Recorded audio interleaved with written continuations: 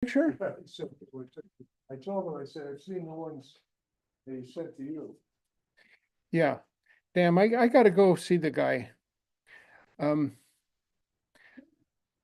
in touch with him, I send him $50 a month, but, I he's will, not a reader, and that's. yeah, That, kind of limits. the limits. Your, I talked to your people ministry is before. all about books, isn't it? And Yeah. it's, yeah. Did you know that there's I think it's today, we did an event Friday night, Charlie and I were both there. Somebody was telling me that there's like a live reading of the autobiography of Malcolm X, and they're like a marathon reading. And it starts today, and where's it? Somewhere in Roxbury. I think it's at one of the buildings in, Union Square. Yes, right. I can find it out. Yeah. Hey, another question, Charlie.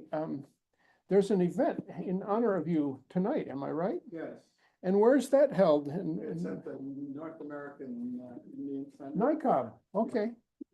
Okay, I gotta write that down to remind. Oh, yeah, without a car, I got rid of my car during the pandemic. I don't get around. I walk here. What time, Charlie? Boy, I gotta double check, it's 4 to 6, 4 to 7.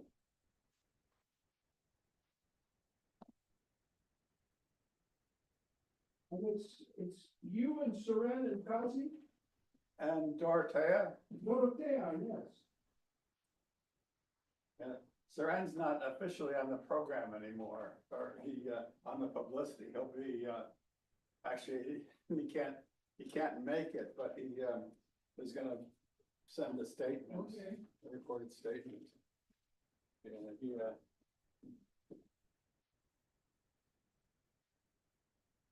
I never asked, but I guess he doesn't formally have citizenship. And he was getting a little nervous about being on the program.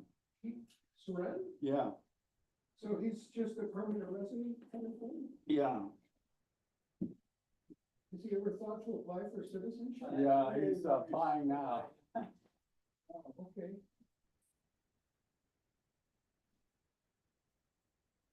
Hope it doesn't. I hope they don't do what they did to Bowden. Yeah.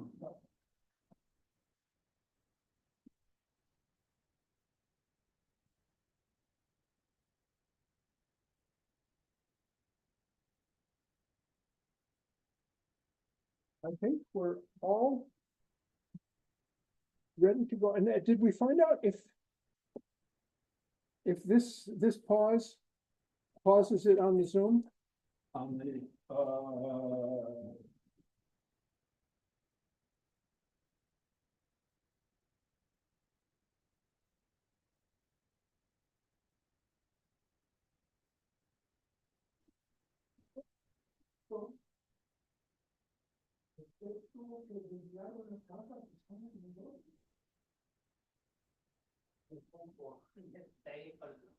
adentro.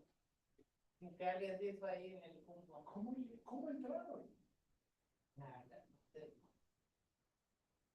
Pero que alguien había ido para afuera y no le dio tiempo.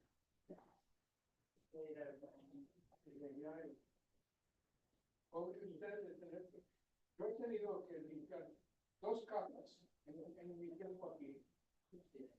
Uno era en el baño del 3er piso, que un lisiado entró, que quería hacer necesidad, lo mandamos ahí, eso es el baño para deshabilitados, porque no tiene la grada, y él entró aquí, destrozó, dejó todo cochinada, todo cochinada.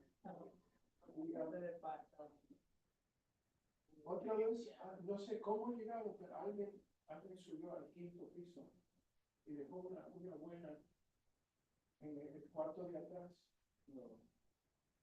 puro piso. Y estuve allí como un mes antes de que yo lo descubriera, porque no pasamos mucho tiempo allá. Okay. No quiero usar el baño. Are we hoping that Dean? is, yes, Jorge on? Yes. No, just, I got bounced off when we had to reset the Zoom, so you know. Oh, okay, okay.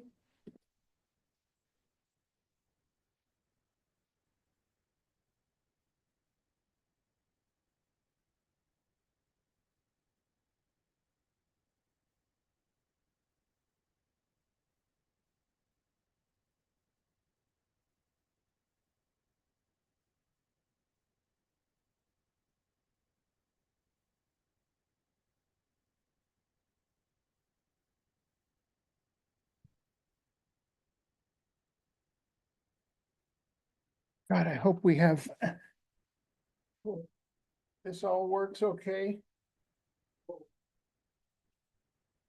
Sounds good. Okay, I'm looking for.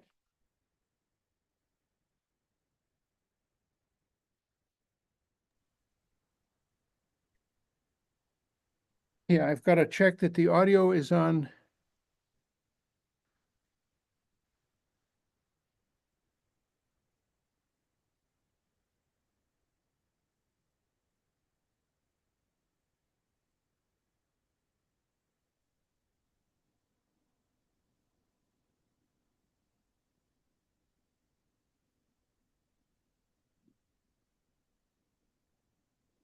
Okay.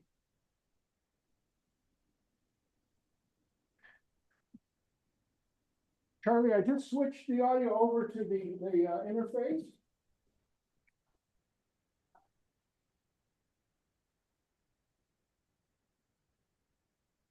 Is this coming across?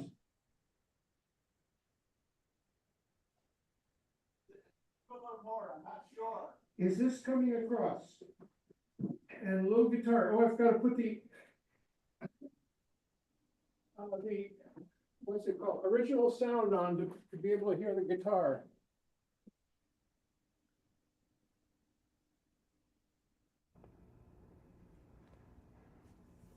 Original sound is on. Sounds like you're still using the computer microphone. Oh, really? I'm using the you can hear me perfectly fine? Let me check the audio again. It's coming through the. Oh, microphone. Oops.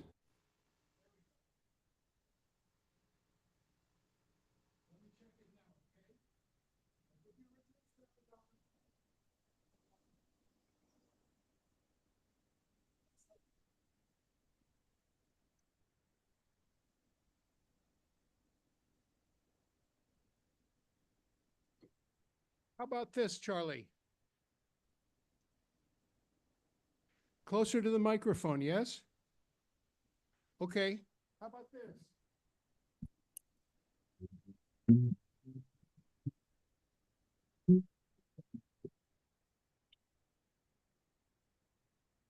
How's the guitar sound?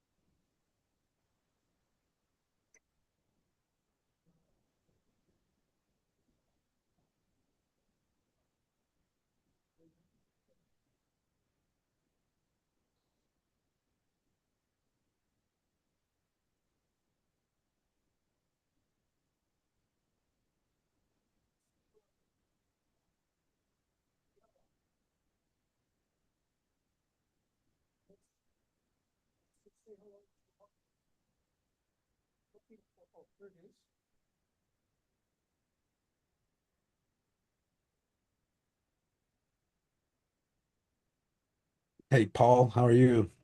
Good, thanks. How you doing? I'm all right. Been a crazy, crazy day. Well, yesterday, because of the weather, the storms up here was very bad. Where you located? I'm up in New Hampshire.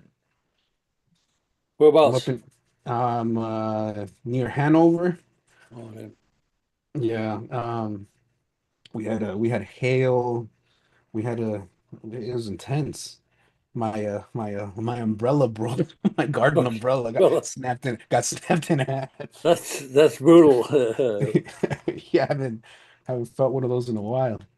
Yeah, I live in Worcester, Massachusetts, and was it yeah, the other day. Hello? Hello, hello. Hello. Jorge, Hey, hey. good morning. Nice Good to morning. see you in person. Yeah, Can you of see me? course. Yeah, I can see you. Yep, Okay. you're looking towards the camera. Yep. Yes. All The right. guitar sound is the original music on or off? Top right on the screen.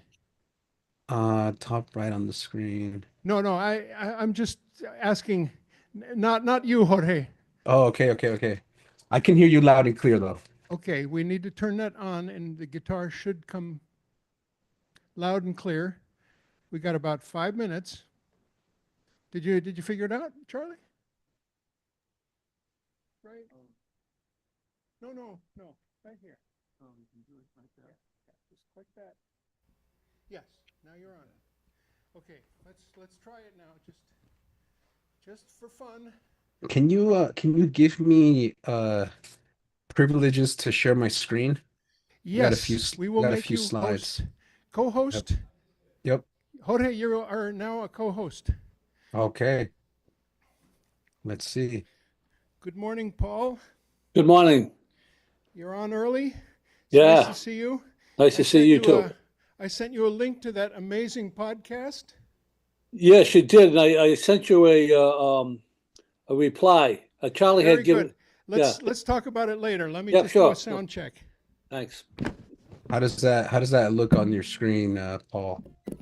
Looks good. Yeah? Yeah. Okay. So you teach at Dartmouth? That's right, yeah.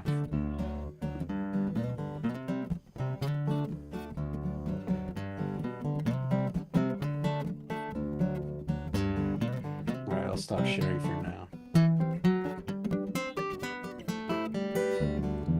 Mujer salvadoreña, trabajadora y campesina, yo le canto a tus manos de ternura y valentía. Manos que tan... Charlie, how we doing? It sounds great. It sounded good to you, Jorge? Yeah, yeah, sounds good. Okay. Well, I will take that as a 5-minute warning, and I need to go take a leak, and we'll be all ready to go. Okay? All right. I have to find matches to light a candle. Okay. So we'll be right back, and we'll be going. Jose Aleman was going to be here and MC, but he's late, and he will take up the MC challenge as soon as he gets here. Jose Aleman is the ex-consul of El Salvador for the New England region. He's now an English professor at a local high school. So just thought I'd. Oh, wow.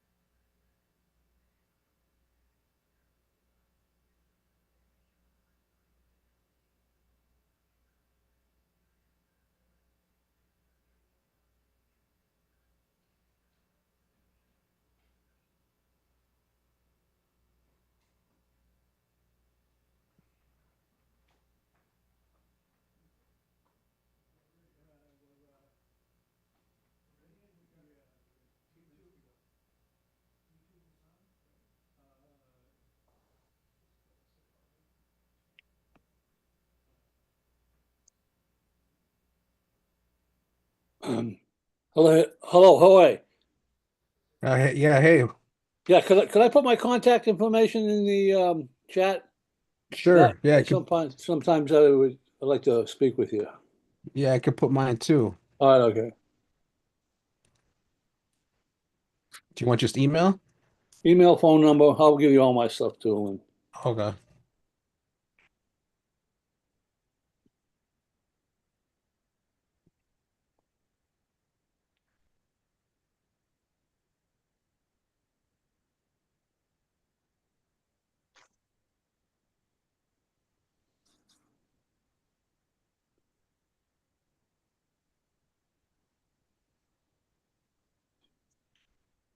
yeah, I got it. I'll send you an email with all my contact information. It's easier. Sounds good. Yeah. Thanks. No problem. How long you been teaching up at Dartmouth? I've been up here for about 5 years. Oh, Yeah, well, not too long, but it's starting to feel like a while. yeah. It's in that sweet spot there. So you're used to the weather up there, huh? And then I don't think so. You Yeah. just need the right gear, you know. If you have the right gear, Yeah, it can just change in a heartbeat, though, you know? yeah. I mean, I'm telling you, yesterday it felt dystopic. I was like, whoa, it's too much. Yeah, when what day was it? It was a couple of days ago. I was we were driving down to well, it was Wednesday, actually, it was Wednesday. You know how to spot. And we were going from Worcester to Shrewsbury, and we could see in the distance this dark cloud. By the time we got Hmm. into the thing, it was Yeah, just we couldn't even see take with it off the way it was torrentially coming down so hard. Spotlight me. Yeah, it's either that or the You know how to do fog. it? It's always treacherous driving out here. Yeah, I lived in Ville, Colorado for about 10 years, and I think it was the first or second year that I was there. It snowed for 54 consecutive days. Oh, wow. You I figured mean, it out? they loved it up in Vail, you know, Okay. but they had Yeah, I-70 closed both ways, yeah. chains only. Okay, we will come to order in this meeting. We have a quorum, significant quorum, and we shall light the candle. Good morning. Welcome to Community Church of Boston.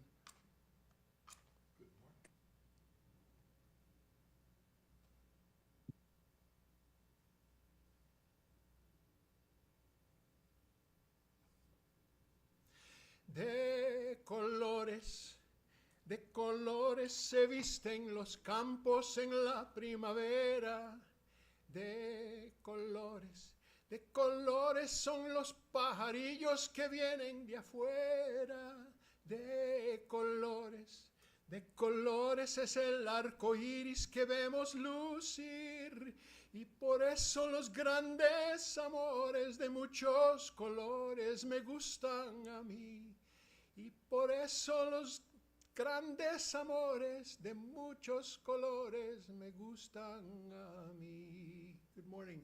I needed to open with a springtime joy song that became the theme song for the United Farm Workers, and they sang it on all of those demonstration lines and walks in California. And it talks about the springtime and the birds and the colors and the gardens and the fields. I'm reveling in that right now. I've spent the whole weekend putting in a garden, and it feels sore and it feels good. And it feels especially good because 2 months ago I was lying in a hospital bed with a broken hip. And thank you. Let's see, who should I start with? Should I start with God or with science, medicine, family, community? Thank you to all of those things for nurturing me back to where I am now, able to be in the garden, digging dirt, hauling stuff around. I'm still a little bit lame, but getting there real fast, and it is just like being born again. Miracle. All of those things came together for me, and I am indebted for the rest of my life and recommitted to serve. That's what I say. Welcome. This is a special, amazing program, not only for me, but for a lot of us who have El Salvador deep in our hearts. I start with just reveling about a program we had on Friday night in Cambridge at the Cambridge Senior Center. It was a celebration of 40 years of the Cambridge San Jose Las Flores Sister City friendship, and it was a joyful moment to see all of those people. I got to put up a sound system and sing a couple of songs. All of those people out in that audience that were just have decades and decades of inspiration and commitment from that place that's called El Salvador. And that's what we're both celebrating and anguishing about this morning. Let's say mostly celebrating. And I wanna just say that as introduction to this first song. We were gonna have Cozy Sheridan this morning, but she was unavailable, and I'm glad to fill in because this is my subject matter. The first song is one that I learned in a little village called Teocinte, October 1991. It was a recently repopulated village in Chalatenango, and there were a line of girls sitting on a stone wall celebrating one of their birthdays, and they sang this song, which I will never forget, and I will be indebted to them. They told me it was written by someone named Patricia Farrell. I sang it for a couple of years. I learned it immediately, sang it everywhere I went. I found out that it's not written by Patricia Farrell. It's written by Sister Patty Farrell, who was a nun from Dubuque, Iowa, who had a ministry in El Salvador for many years, especially during the conflict years of the 80s. She's still with us and very active in women religious leadership circles. She wrote this song. It says, "Woman of El Salvador." If you can't hear me, Charlie, could you turn up the red on the interface? Yes. "Woman of El Salvador, worker and farmer, I sing to your hands of tenderness and strength, hands that know so well how to shape tortillas, how to caress. hands that work so hard to build a new society. Woman of El Salvador, so strong and so long suffering, I sing to your scars, to your tears of war. Tears shed for the children that you lost, tears that will wash away the suffering of your people.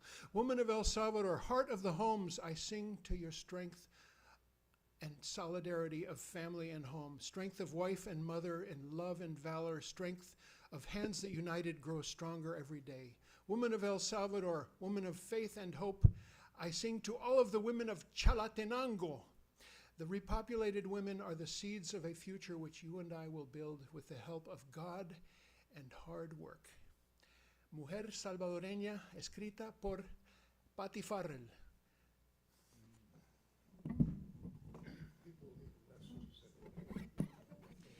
Can't hear. We will speak, we will sing straight into this mic so everybody can hear.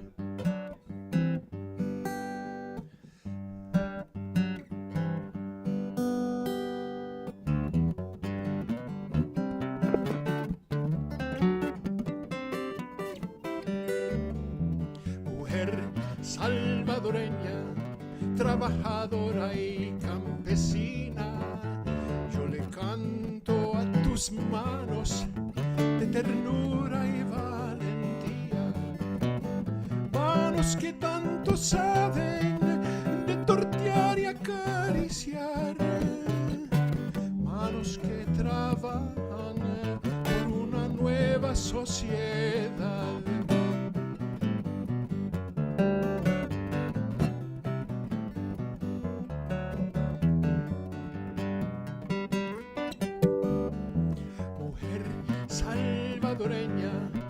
Tan valiente y tan sufrida, yo le canto a tus llagas, a tus lágrimas de guerra, lágrimas derramadas por los hijos que perdiste, lágrimas que lavan el sufrimiento de tu pueblo.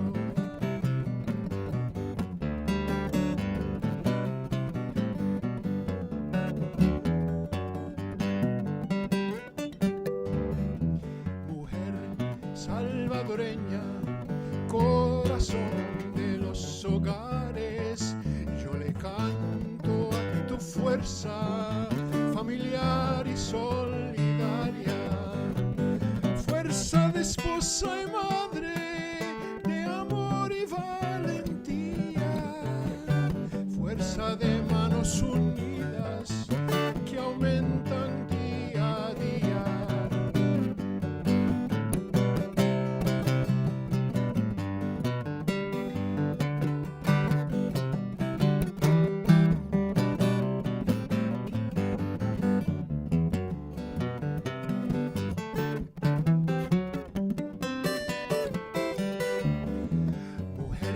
Salvadoreña, mujer de fe y de esperanza, yo le canto a las mujeres de todo Chalatenango.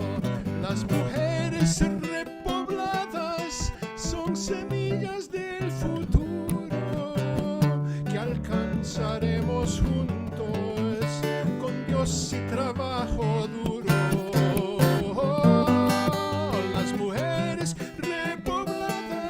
Son semillas del futuro que alcanzaremos juntos con Dios y trabajo duro. El trabajo es duro, pero sigue adelante. Que vivan las mujeres de El Salvador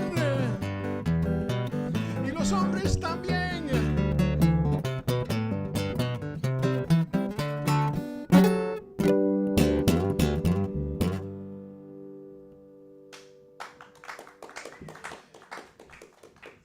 Thank you. Thank you very much.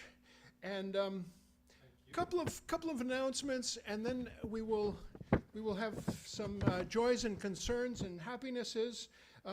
First thing is that it's funny that when you have YouTube, you can announce that something already happened and invite people to to come on there and hear it. And that was last Sunday's program was just out of this world spectacular. Mother's Day program about lost UU mothers of history. And it was Reverend Rebecca Armstrong from Chicago joined us, and it was just a beautiful program. Her sister Jennifer Armstrong joined us from North Carolina, sang the songs.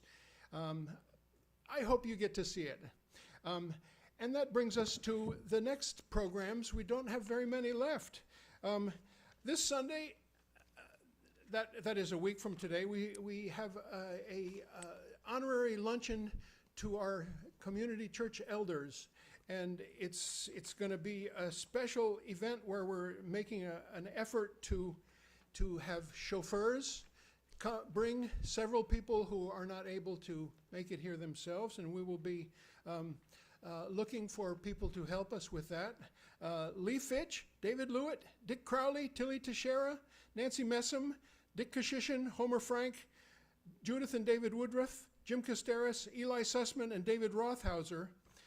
Some of those won't be able to join us because, well, Jim lives in Maine, but as many as we can, we'll make it here. And there are others that we have invited that are not mentioned on this list, but I hope you will all join us, and we'll have an honorary luncheon in celebration of these wonderful people, and it'll be an oral history where we get to hear from them about key, beautiful and difficult moments that we've lived through in community church, going all the way back to the 50s and 60s. Tilly Teixeira was married in this church in 1954. That's the year I was born. We love you, all of you, our elders. The next week after that is June 1st, and we do a reprise of an encore presentation. And the reason is that we lost sound in the middle of the program that we did about the USS Liberty. Phil Tourney, who is the chairman of the Alumni Association of the USS Liberty, that U.S. reconnaissance ship in the Mediterranean that was shot down by the state of Israel in 1967. And still 70 years, 60 years later, the survivors of that, 40 were killed, 100 more injured. The survivors of that still demand a complete investigation as to what happened, because it seemed like it was very intentional, not only by Israel, but by the United States government. USS Liberty, that's June 1st. The week after that is our annual meeting, starting with a brunch and then a check-in. And we have our meeting where we elect our new officers and look back on the year past and have a yearbook to celebrate the year that has just gone by. And that's our last meeting for the year, or the season, let's say. And then we take a summer. And we will have some programs during the summer. Stay tuned. June 20th is a showing of a film by our friend Don Wright. And then there's July 10th. We have no, that's wrong. We've June 10th, a virtual program with Jeffrey Sachs, world-renowned economics professor, best-selling author, innovative educator, and global leader in sustainable development, and a serious presence online. Jeffrey Sachs will join us June 10th, 7 p.m.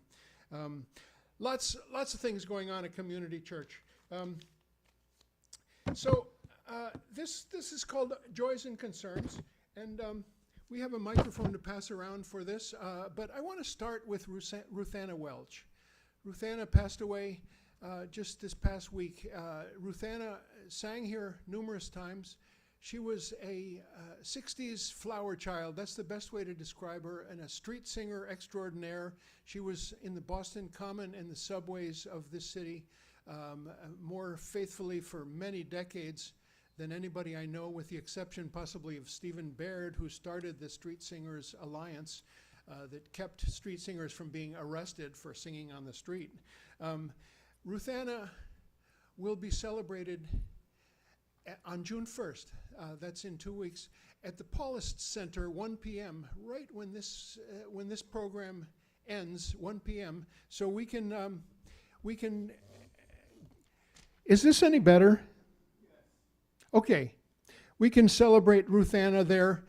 And I want to just say a little word about the Paulus Center, because I have just been listening twice in a row to a remarkable podcast, and I recommend you all find it online. It's called Divine Intervention, and it's all about the Paulus Center and the radical things that went on during the late 60s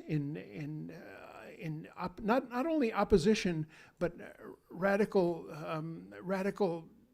civil disobedience, breaking in to draft offices and destroying of draft cards, all the things that the Barragans were involved in. This podcast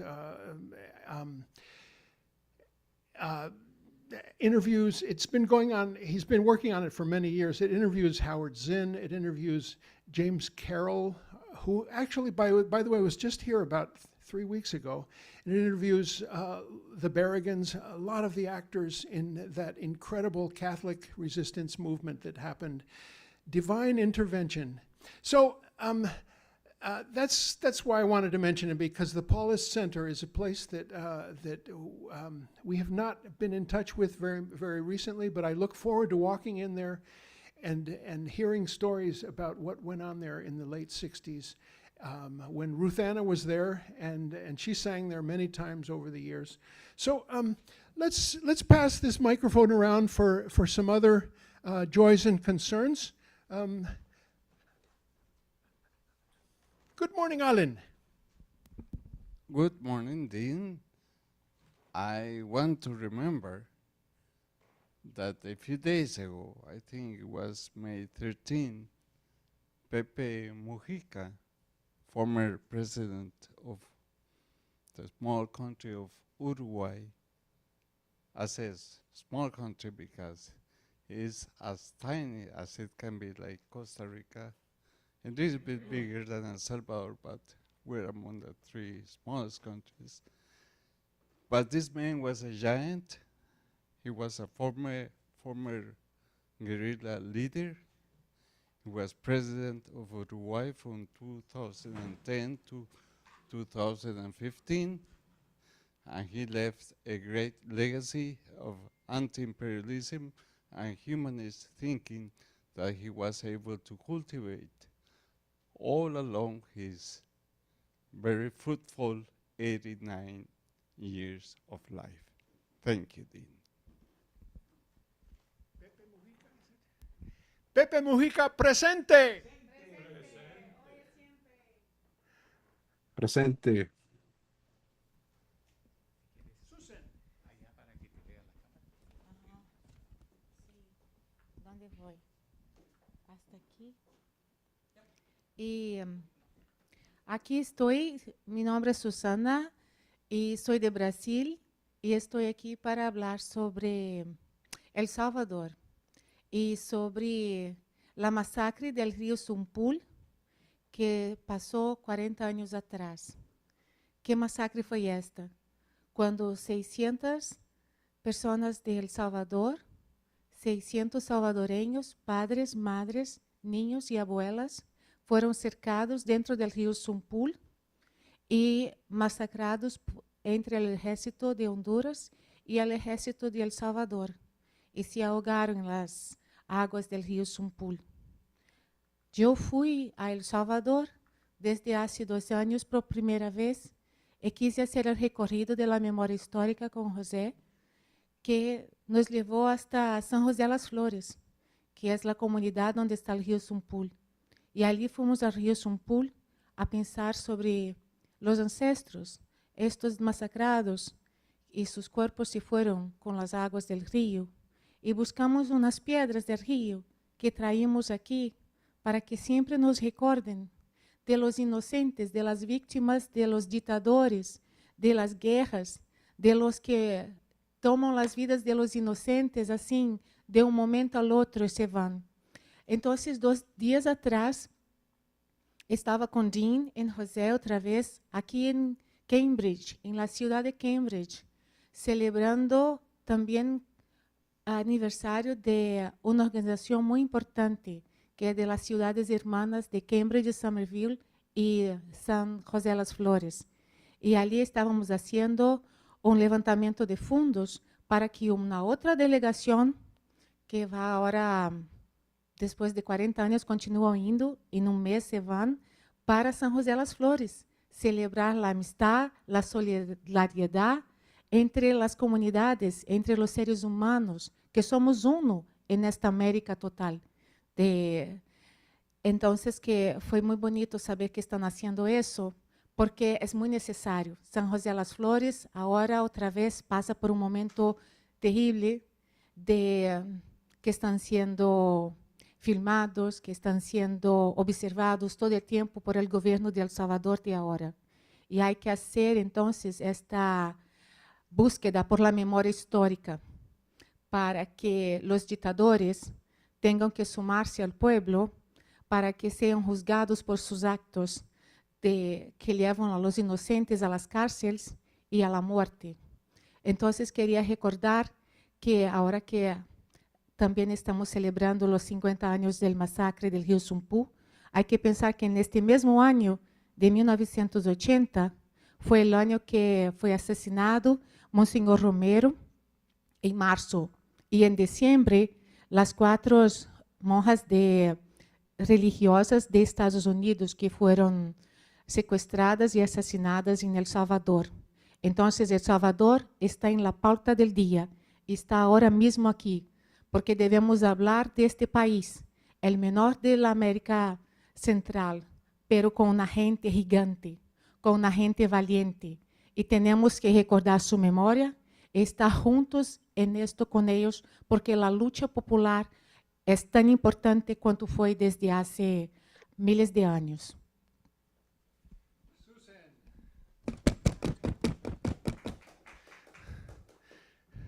Thank you, Susan. Very powerful. And maybe I'll just translate real quickly about the stones that Jose and Susan gathered at the Sumpul River as a memory of what happened there in 1980.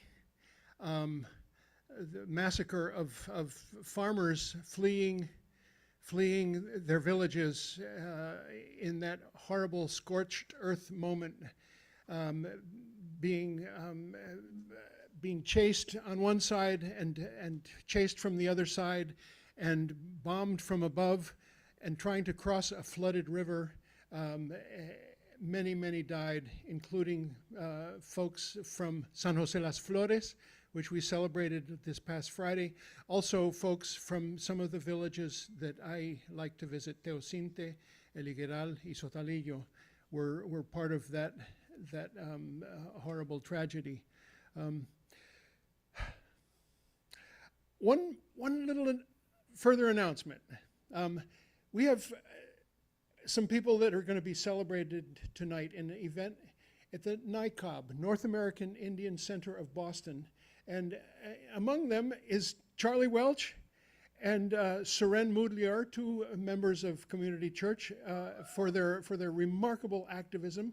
Charlie is with us today, filling in for Amar, who unfortunately could not be with us. Amar, I hope you feel better really soon and are back in place. There's also Dorotea Manuela and Kazi Toure, also both remarkable activists well known to us. These 4 will be celebrated at the NICOB that's on South Huntington Avenue. At what time, Charlie? From 4 to 7 p.m. I hope you all can join us at NICOB to celebrate these remarkable activists. It's a terrific that they're being recognized. Here's another song for you. This is, I think I'll introduce this with this quote. Terrible things are happening outside at any time of night or day. Poor, helpless people are being dragged out of their homes. Anne Frank, January 13th, 1943.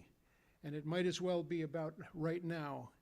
you saw what happened in Worcester just the other day, and you saw the people coming together to decry not only ICE, but the complicity of the Worcester police in that horrible event. It's such a happy moment that Rumesa is free and that Mohsen is free. I don't know if you saw Mohsen interviewed, but this is just a beautiful man from Vermont. My every hope is that this man become a US citizen, the sooner the better, not for his abandonment of his former country, but for his engagement with his people, and also for his just beautiful attitude towards the horrible thing that happened to him, where he was just abducted, a trap, going to the citizenship test.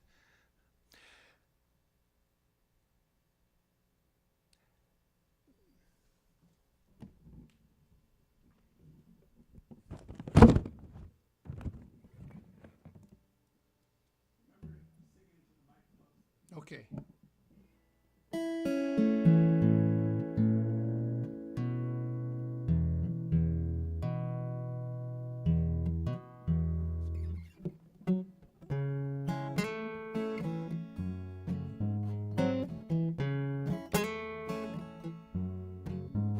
Tierra de luz, al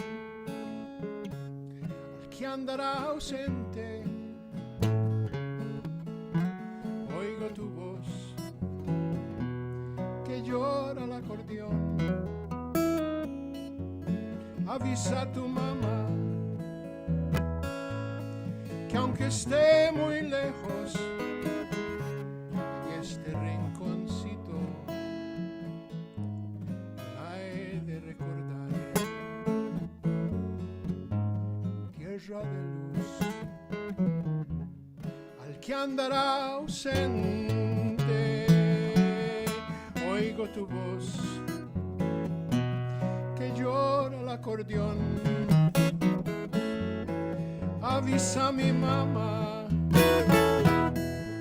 que aunque esté muy lejos, en este rinconcito la he de recordar. Soy como el polvo que flota por el aire, infame y pobre, sin pueblo y sin valor. Soy como nube que vaga por el cielo, que va llorando sin el aliento de Dios. ¿Dónde estás, tierra de mi corazón? No es que yo esté llorando, el río se desbordó. ¿Dónde estás? Yo soy solo pasajero, tierra de mi pensamiento. Conmigo vas, conmigo vas, conmigo vas.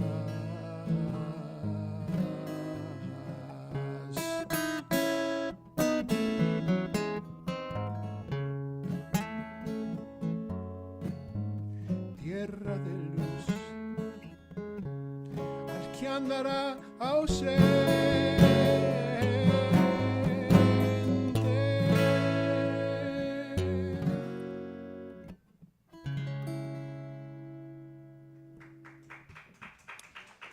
Little shortened version of a song by Leela Downs about the immigrant experience of so many who live in this city, who I know who are feeling especially threatened right now. I want to call up Jose Aleman to give an introduction to our very special guest who joins us from Lebanon, New Hampshire, Dartmouth College. It's so good to hear. It'll be so good to hear from you, Jorge.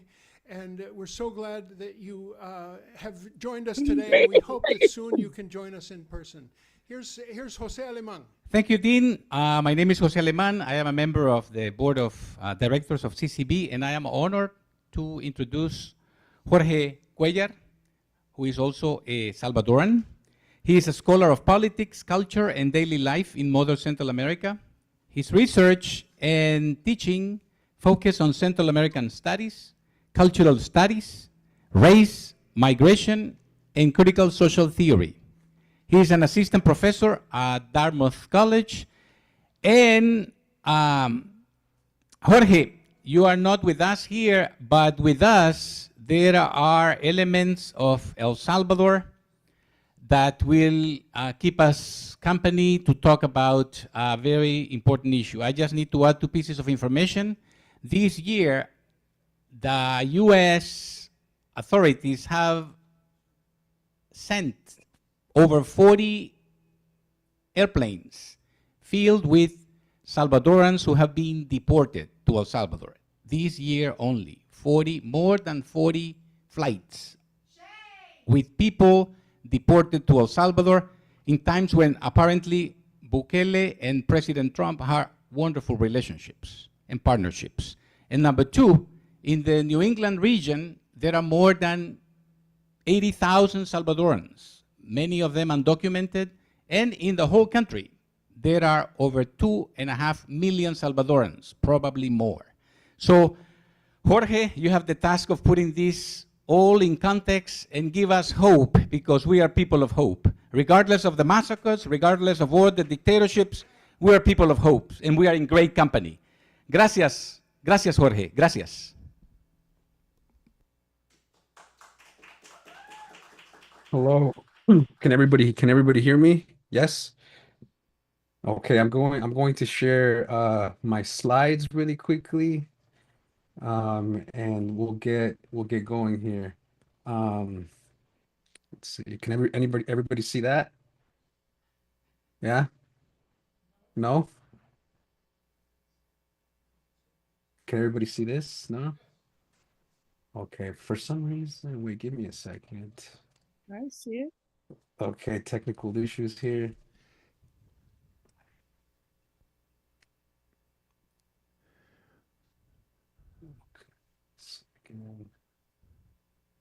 For some reason, it's not behaving like I had hoped. That's okay. We're patient. All right, all right.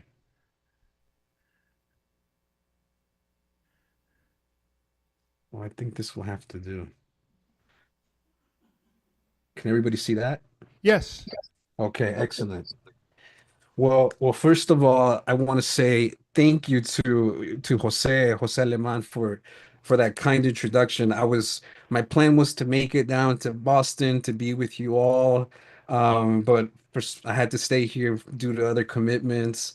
And I also want to start by thanking Dean Stevens for that the kind invitation, as well as to my colega Nelson DeWitt, who I believe put me on Dean's radar. And of course, a kind thank you to the entire Community Church of Boston for the invitation and for joining me to hear me on a Sunday, right, to hear about recent events in El Salvador. It's a really tall order, as Jose said, to try to give you all the sort of lowdown of what's been happening in El Salvador in the last few years. So my goal in this talk really is to situate the story of Kilmar Ábrego García, the Maryland man that was deported to El Salvador's notorious CECOT maximum security prison, right, alongside hundreds of other non-criminal Salvadorans and Venezuelans that are, for all we know, disappeared in Nayib Bukele's gulags. Examining this phenomenon transnationally, I'll try to place the CECOT in Bukele's economic plans and show how his servitude to the United States, right, marks a new turn in U.S. Salvadoran geopolitics, where carceral services are now being offered as debt relief and a source of national income.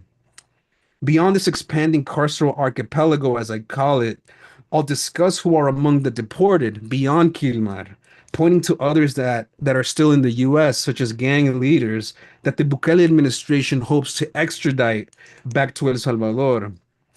I'll also discuss them with regards to the recent explosive revelations that surfaced in an El Faro interview with a gang member named Charlie, a freed gang leader of the Revolucionarios faction of Barrio 18. With this as political backdrop and as democratic erosion marches on, Salvadorans in the US and in El Salvador are finding ways to resist the regime's punitive enclosures and challenge the legitimacy of this dehumanizing pact that is solidifying between Trumpism and Bukelismo.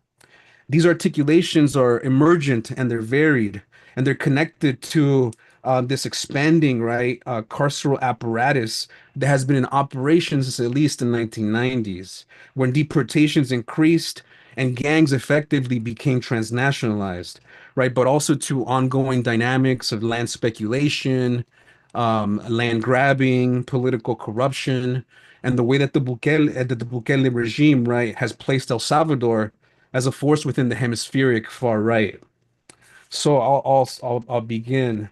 So as you know, as you are no doubt aware, and Jose just referred to this, the deportation planes sending people from the United States to El Salvador are not new.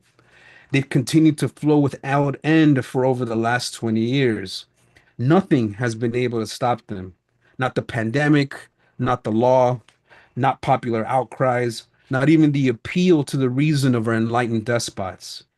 Just like during the global pandemic, where people were deported against all public health guidance, more recently, people are deported against the admired constitutional parameters, those exemplary, exceptional ideals central to US democracy and national identity.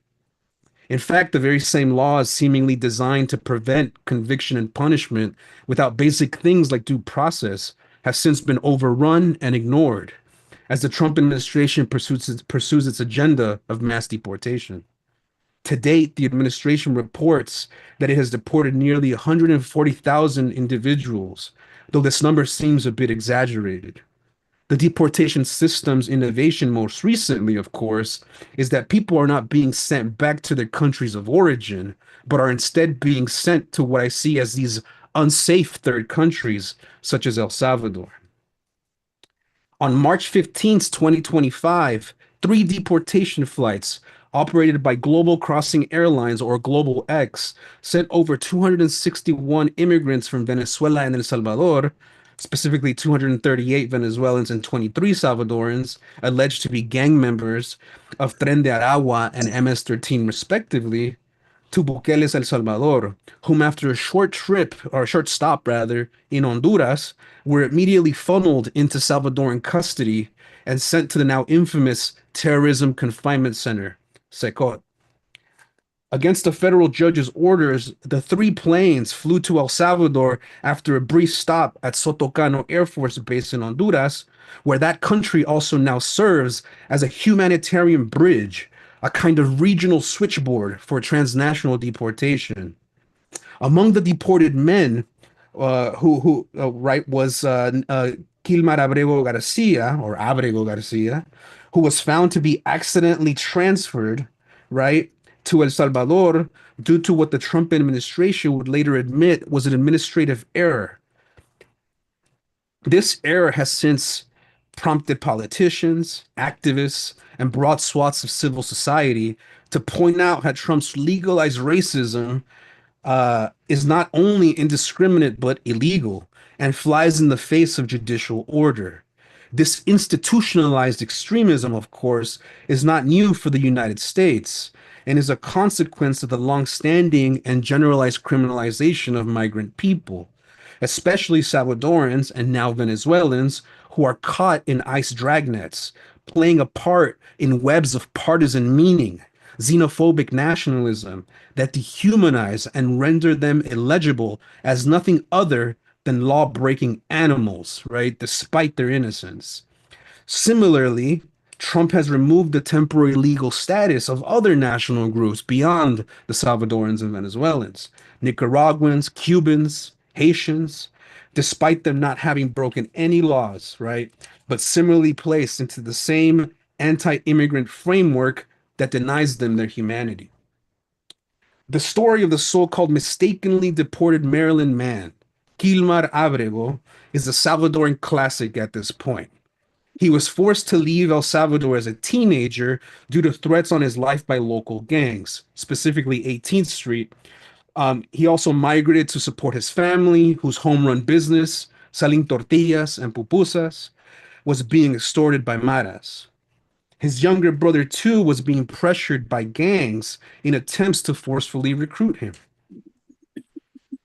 Kilmar migrated from El Salvador, like thousands of others, crossing borders, rivers, deserts, and many towns to make himself exploitable in the United States as a day laborer, sometimes in construction, as a handyman, working in whatever was available, whatever was needed.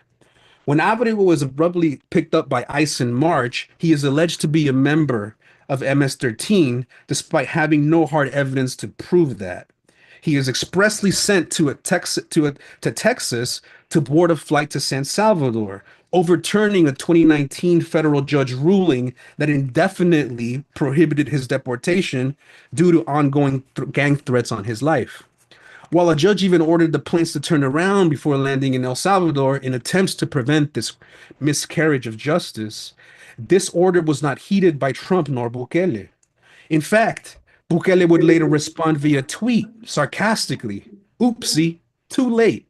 For the Trump administration, the Department of Homeland Security and ICE, the imperfect Abrego was stereotyped as being thick with MS-13 due to his wearing a Chicago Bulls cap, streetwear, and sporting tattoos, and of course, also being from El Salvador. In this context, and especially for the Trump administration that has recurrently used MS-13 as a scapegoat, being a working class Salvadoran from the wrong neighborhood marks you in damaging ways.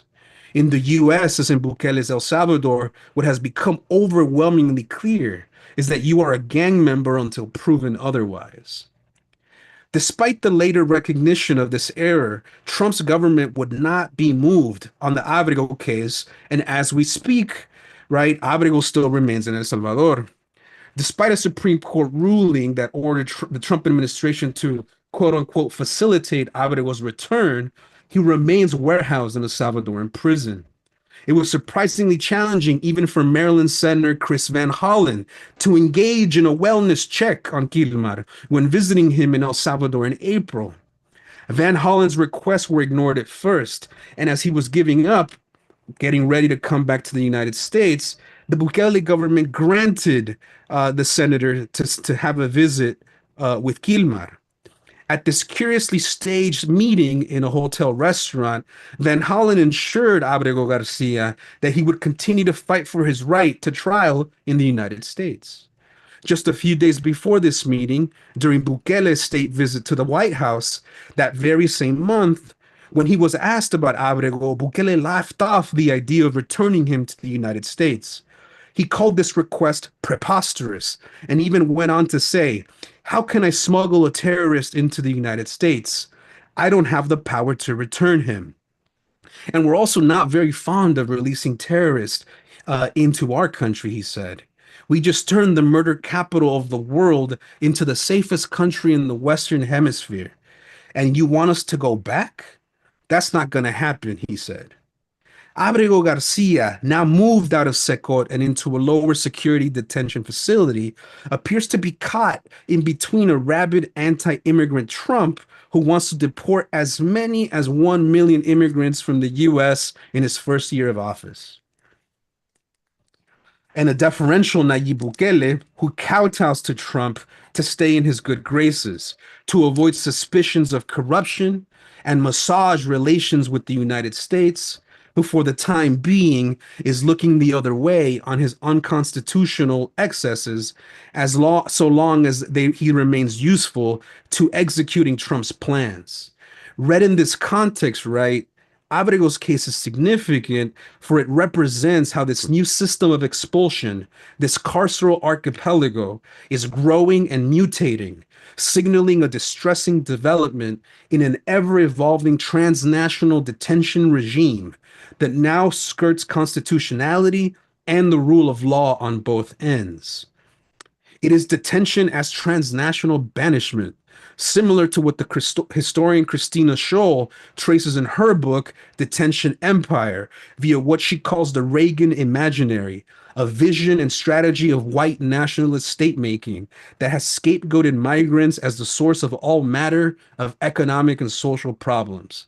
For the early 2000s, right, in El Salvador, anthropologist Ilana Zilberg in her calls this very phenomenon the neoliberal gang terrorism continuum in this highly relevant text that I encourage you to read, Space of Detention. What we are now seeing, right, is the fusing of this Trumpist imaginary with that of Bukelismo. Bukele has been a willing partner in these expulsion efforts. Trump and the US far right tend to routinely applaud Bukele's rule, laud his toughness on crime in the way many once did for Duterte in the Philippines as a shining example of security and prosperity in the region. Bukele is the present-day recipient of the famous line that FDR once used for Anastasio Somoza. Quote, he may be our son of a bitch, but he's our son of a bitch. End quote. So popular is Bukele's model that it has led to countless among Latin Americans, right, from the Dominican Republic to Ecuador and Argentina, for Bukele-style policies in their countries. From the United States, many important figures of the far right that are linked closely to Trump's inner circle are fixture in Bukele's political publicity, both in El Salvador and in the United States. And in this image, right, from CPAC, there were many who visited him during and were witnesses to his unconstitutional re-election, right, in the appearances that he does for conservative media, as well as in social media interactions. Bukele is a darling of the Fox News, CPAC, and the growing MAGA sphere. While indeed this cash for prisoner deal, right, that Bukele has brokered with Trump is part of an alliance of convenience between the two. This is for Trump, right? This is a discharge valve to deal with the waves of expelled from the United States and to meet his racist quotas, to keep his supporters happy by illustrating his administration at work. While for Nayib Bukele, this is a preservation strategy to ensure that his concentration of power remains unquestioned, his image blemish-free, and for his war against gangs and the ongoing state of exception to remain a convincing and necessary social project for the Salvadoran public in El Salvador and in its diaspora. Since before Bukele arrived in the presidency and long before he shredded the Salvadoran constitution to seek his second term, El Salvador has been facing an acute economic crisis, which was exacerbated by the pandemic and mounting national debt. This is visible everywhere. People are still struggling to make a living. Many remain under or unemployed, and migration has not ceased. The gentrification of urban San Salvador, too, right? This emblem in the cap of Bukele's redevelopment project and the centerpiece to his new El Salvador, has materially impacted many of the informal survival strategies that people have come to rely on to make a living in the city. In the countryside, subsistence agriculture continues to decline, and rural lifestyles are increasingly being snuffed out due to lack of support, high cost of living, as well as the high cost of farming inputs.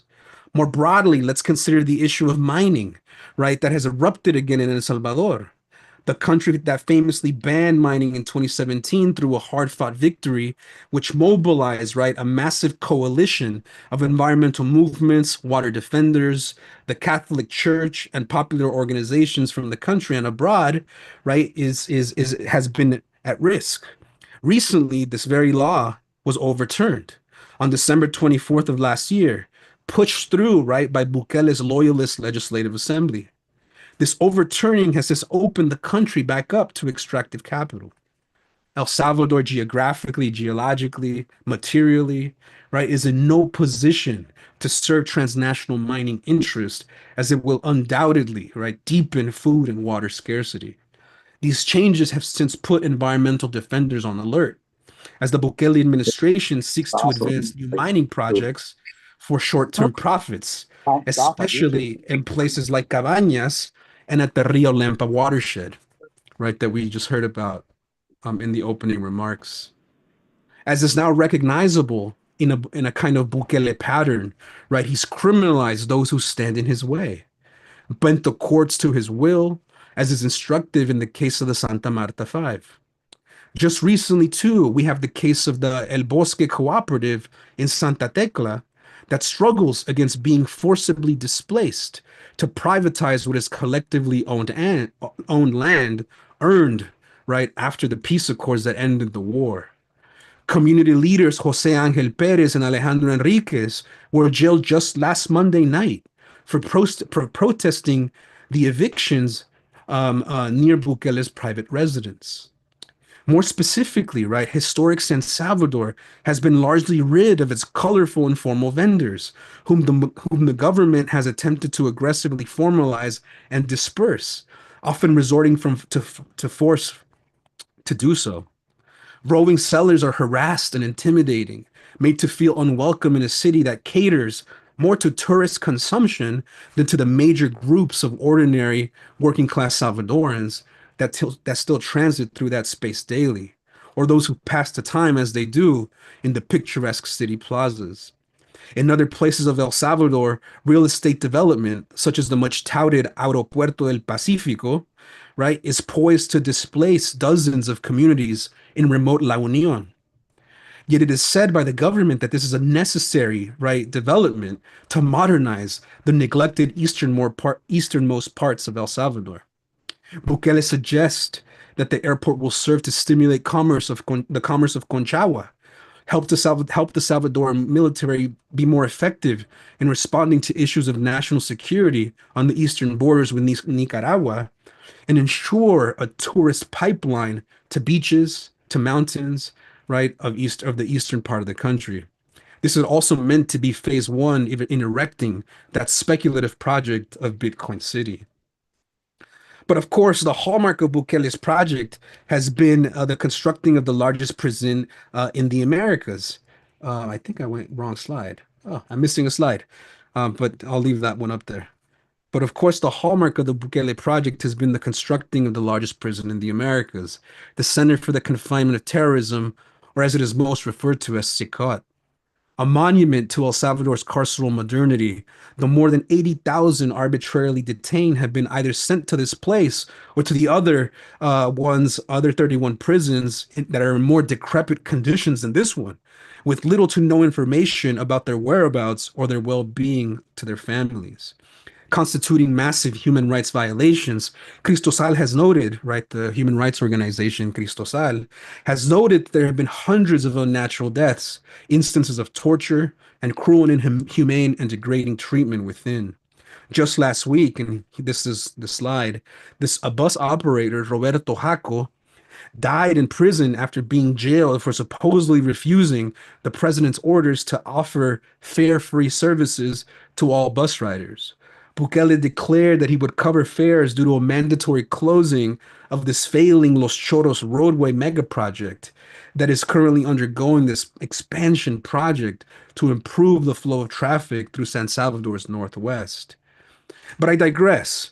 The many people caught, right, in these early security sweeps that constitute the early phase of the state of exception, right, drain hamlets and these operations by the state that drained hamlets and cantones of gang activity have ended up the people have ended up in these carceral black boxes, right, of which CECOT is one, but not necessarily always CECOT. People have entered these without proper judicial process, convicted in express trials alongside countless others, to be given 25 to 40-year sentences with little to no evidence or proper hearings.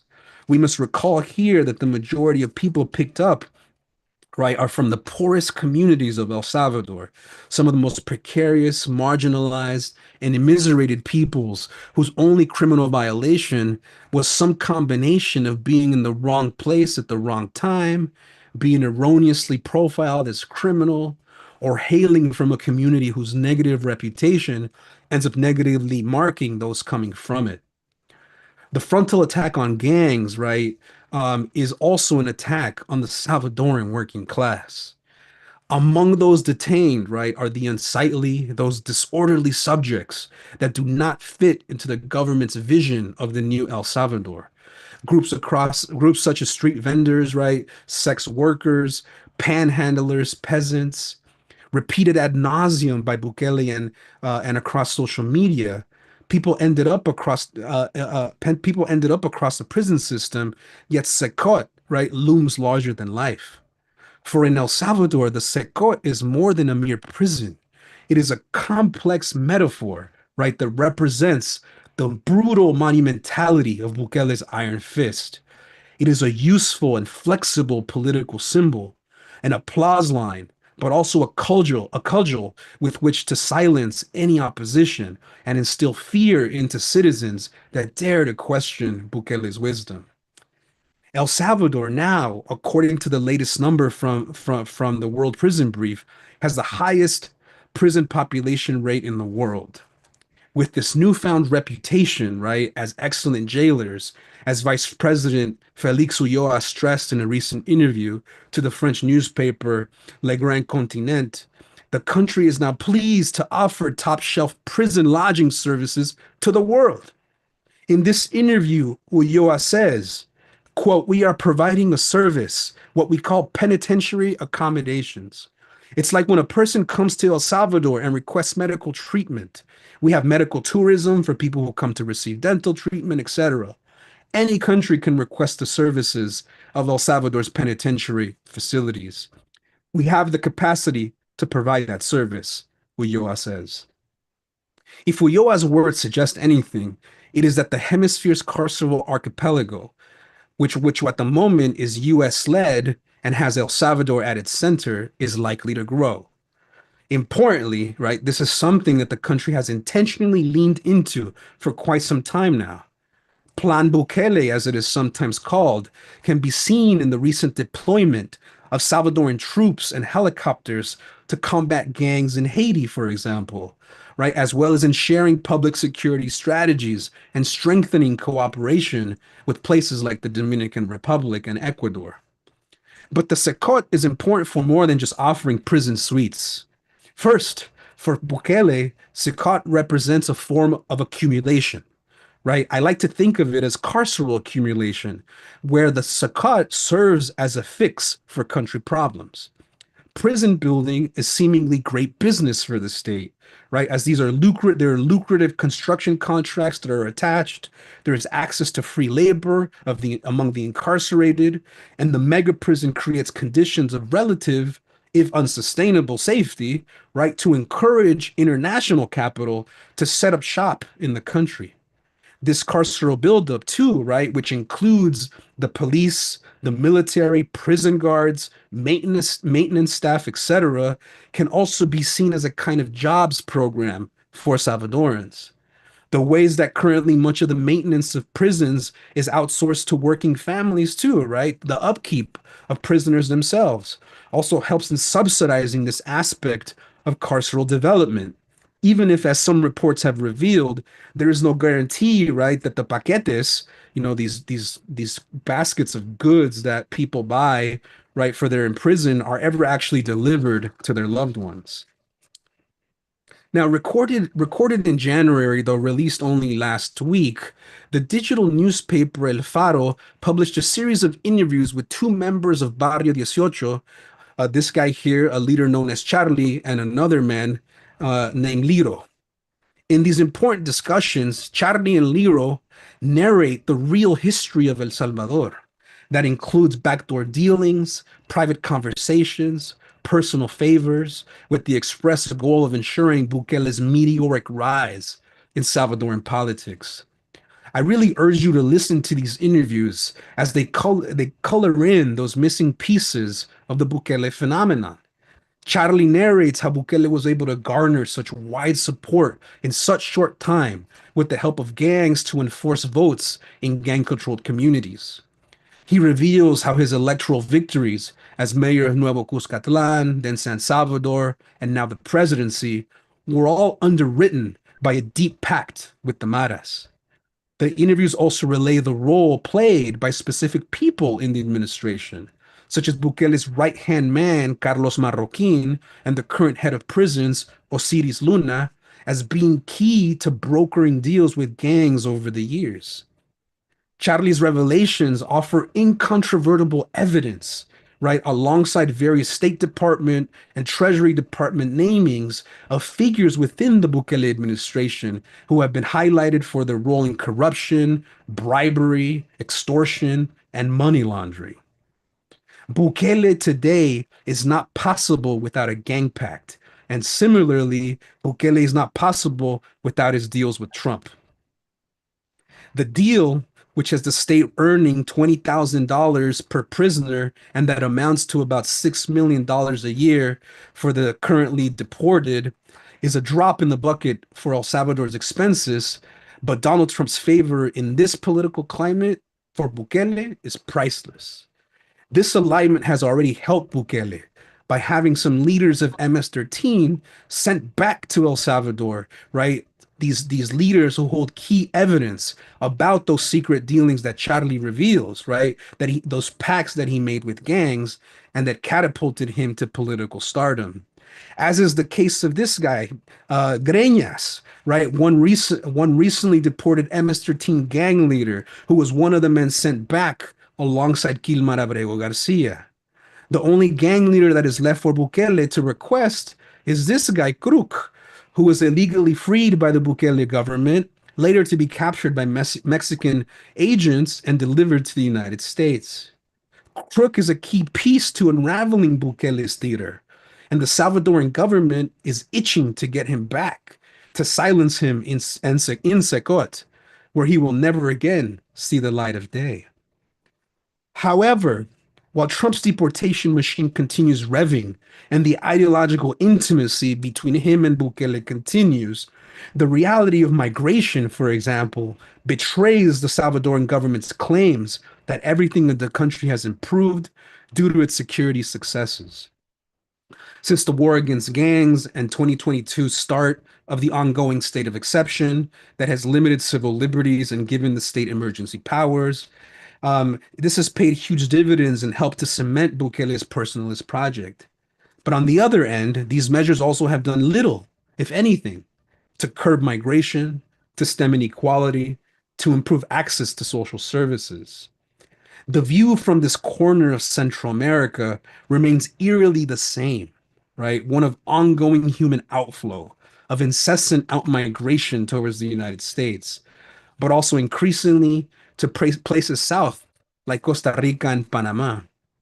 Now, in a discursively and changed politically changed terrain, where state-derived statistics are increasingly inaccessible, the Bukele government has sought to, rather than tackling root causes, right, as Kamala Harris once requested back in 2021, instead worked incessantly to control the narrative about migration, much like he has about security.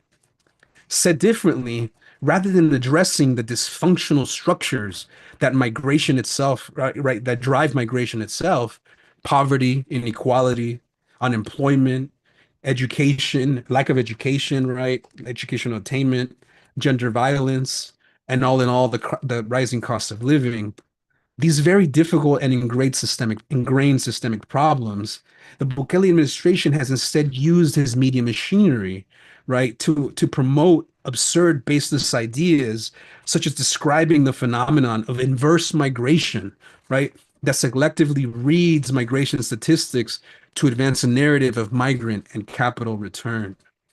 While the government continues to rest its hat on having fully resolved the problem of insecurity, though even this remains debatable and unsustainable, now exposed as having it been achieved, right, through deceit and corruption, time is already revealing that insecurity, right, in relation to migration is a mere symptom of structural dysfunction. Bukele has no remedy, right, to the neoliberal capitalist development model that favors elites and guts public services, or that is focused on attracting the Bitcoin crowd and other predatory investors, even country contracts, right, that serve to serve as the region's prison warden. Nor can shiny public works, many of which remain incomplete, in fact, right, can remedy a social system that effectively sacrifices the poor, that pushes them further and further into roles as expendable cheap labor and limits their life opportunities. While security is important in El Salvador, it is not a silver bullet. In fact, by anchoring the government's successes to solely the security question, the Bukele regime has failed to address migration, employment, education, healthcare, right? In many instances, missing or inadequately addressing these important factors that are often the drivers of people's out-migration. Ironically, right, due to the intensification of security forces across the country, with police and military presence in every nook of society, people now live in conditions where they are subjected to state harassment, intimidation, and abuse. Much like in the United States, right, there is an overwhelming culture of fear, an immobilizing culture of fear. For some, such as the arbitrarily detained and their families, this is a concrete fact. Living between the gangs and the state, this ghastly reality has simply flipped, with the state as the leading perpetrator, having effectively recouped its monopoly on violence. On the other hand, reports reveal the gangs have not been fully demobilized, as widely believed. And while they run new risks, reports reveal that many have simply resorted to more discreet and quiet ways of extorting, threatening, and abusing people, often by threatening the families of those who have folks in the prison system, or by suggesting that they will report them to the police so that then they are investigated, detained, sent to places like CECOT. Gangs have also fled to neighboring Mexico, Guatemala, and Honduras, and that for the time being, right, plotting their return probably when things die down.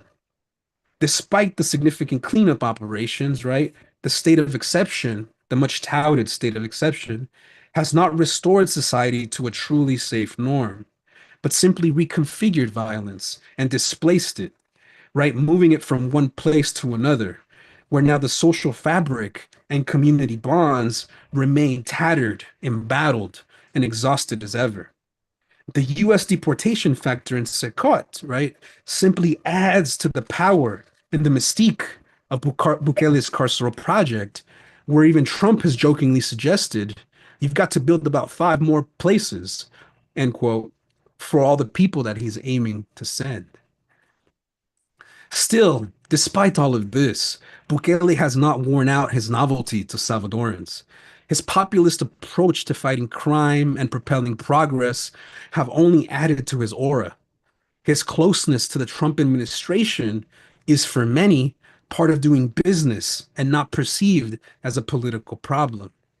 It shows that Bukele is a savvy politician to many, who seemingly operates under his own El Salvador first perspective that aligns with the differentialism of the far right. But after each added scandal, right, his social media snark becomes less effective in dismissing the evidence.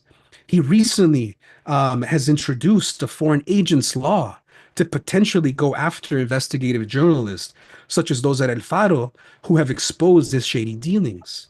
No amount of this kind of stuff, right, can make up for the fact of his corruption, hypocrisy, and total usurpation of state power.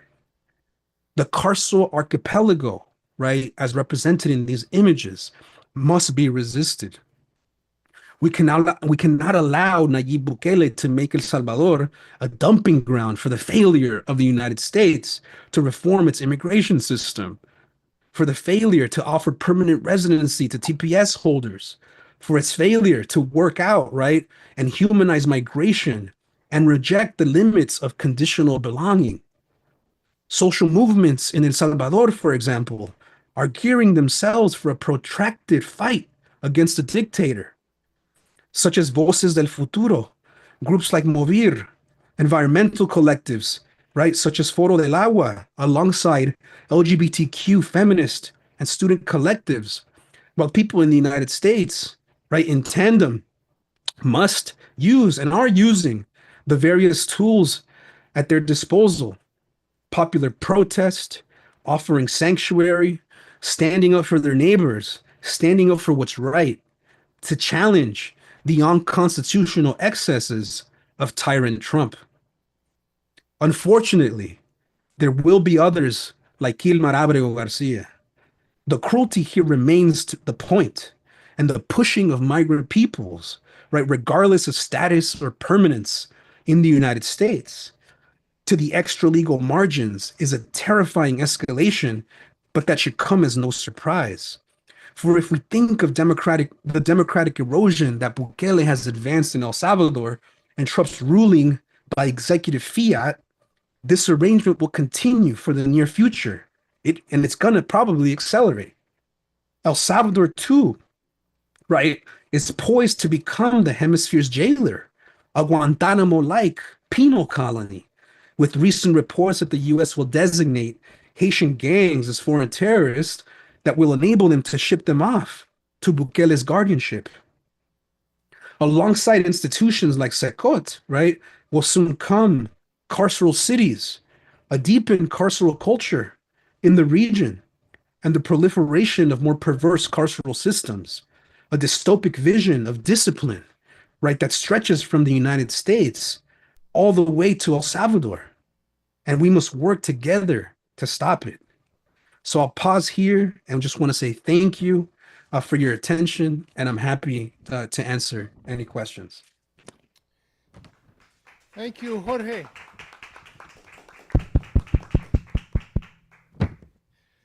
Thank you so much. It's so well said, and we're going to get you here in person. This is just such a powerful message that needs to be told to the world about El Salvador. Thank you. I'm going to do something different. Bad mic, Dean. We can hardly hear you on that mic. I will continue. I'm going to do something a little different. Charlie, can we spotlight this camera?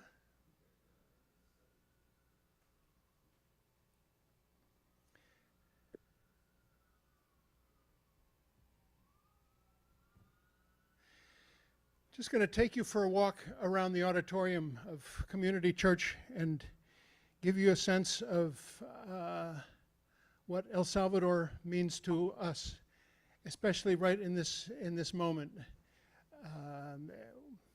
We had a program commemorating and celebrating Monseñor Romero, San Romero de las Americas, and let's see, do I have to turn on a camera on this end?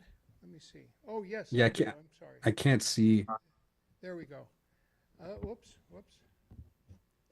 Now, okay. Now you see me. Yeah, I see you. And you're about to see our walls, hopefully spotlighted. Wait, can you spotlight that? Yes. Your camera? Spotlight. Make me big, Charlie. There we go. Yes.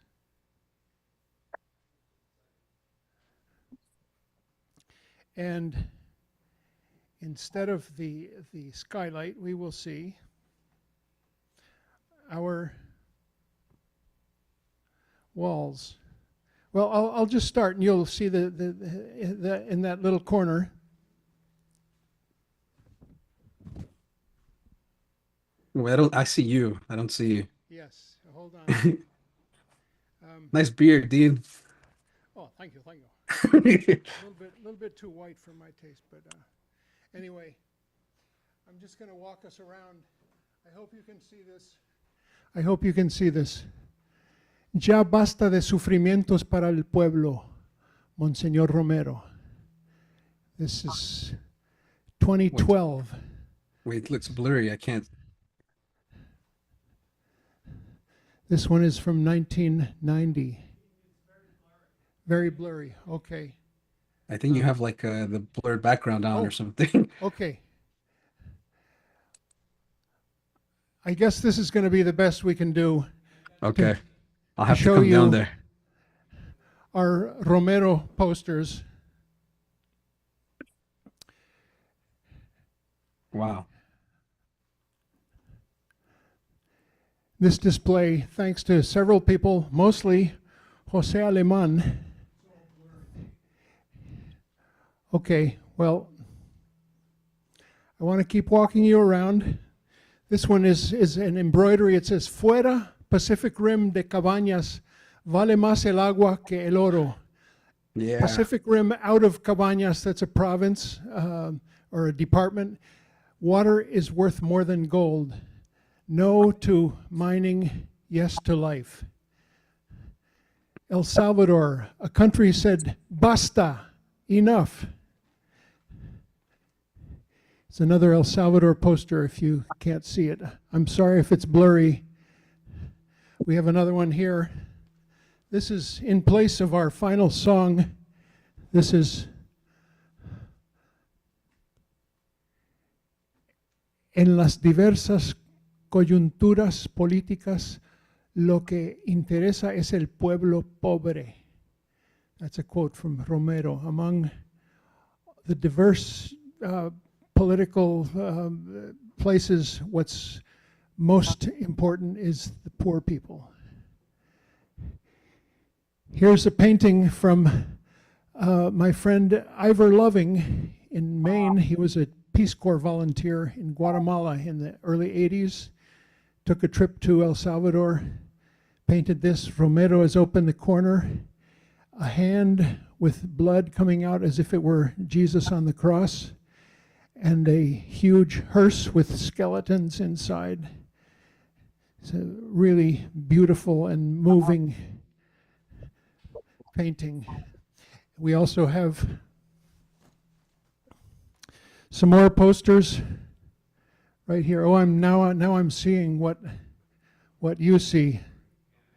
Okay, sorry about that, but I have a couple more things I want to show you. This is beautiful artwork of Fernando Jort. I'm sorry Wow. you can't see it more. It's amazing. He's someone I met just before he passed away, most important artist of the country of El Salvador, invented an entire art form of popular art that became a cottage industry for the town of La Palma in Chalatenango. Here's one more, and this is a talk we had recently by Jim Ifland about the revolutionary poetry of Roque Dalton. Jim Ifland, professor at BU, retired now. And finally, this is a joy to share with you. We have a cactus in the window of the church. It blooms once a year and the flower lasts about 2 days.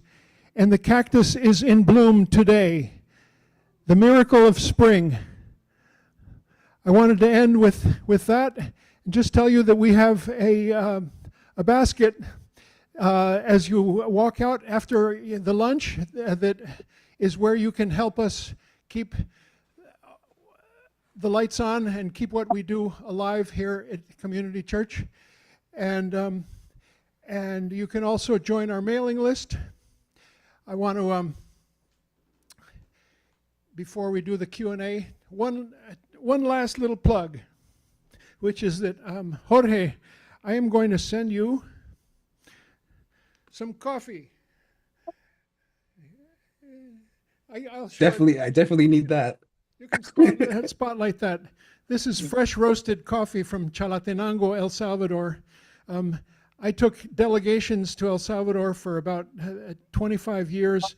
Now I go infrequently, but product of that friendship has been an import of coffee, a couple tons a year that I sell at farmers markets. Also, I will point out this shirt is the first embroidery that Hilda Caballero made for me in El Higueral, Chalatenango. And this turned into another cottage industry, which is that she and her daughters embroider shirts. I buy shirts at thrift stores, solid color shirts, and bring a suitcase full of them to her every time I go. And I pick up a suitcase full of embroidered shirts and have those at the farmer's market. By the way, the farmer's market, Lee Underwood and I are there every Saturday for the entire summer, all the way through November. So come and see us. And that is instead of the final song. And so we can now go straight to the Q&A. Are we able to put the other image back on, Charlie? Or? Okay. Okay. Let's see. Is there anyone who wants to join us? Rudiger, welcome. Welcome. Haven't seen you in a long time. Thank you very much. Yes, thank you. After a while, I'm here back and happy. I was drawn by Lenny James, by the way. Yeah, I have a question. Thank you very much for the nice talk about this. I think what would be very powerful as a demonstration, if you could, and you are probably more proficient as we are, to make an economic budget. So not on the El Salvador line, but also on the US side. So what is the real cost of deportation of immigrants? So the flights, of course, the 6 million which you mentioned, the loss of labor here in the United States, and so on. So there must be a huge cost for taxpayer. I think that number would be a very, I assume, challenging argument for the last or the first Republican to know if this is a real savings or not. No? Also, what interests me also is, again, the economics and the numbers. Do they people have any recuperation of money? Could they sue the government back for the harm which they got by the immigration?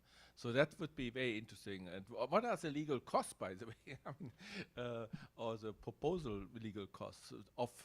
I think he wants to expel 10 million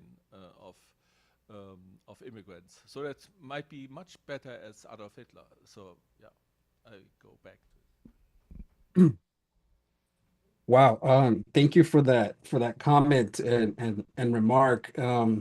I mean, the economic analysis is still relatively unclear, and it's a small sample size too. No, it's only about 260 people. But if you look at the $20,000 per person, right? That is sort of reported as being the cost per migrant deportee to be housed in El Salvador. And you compare that to the $165 a day, more or less $200 a day, that it costs the U.S. government to incarcerate or detain someone, a migrant in the United States, right? It's variable depending on the state. It is a savings of 50% almost, right? 20,000 divided by 365 is probably like 50 some dollars, $55 a day, right? So it's incredibly cheap, right? It's incredibly cheap. And so and that's sort of all included. The $55 is all included. That there's the beans and the rice, right? It's the electricity costs, sewage costs, all is sort of baked into that number.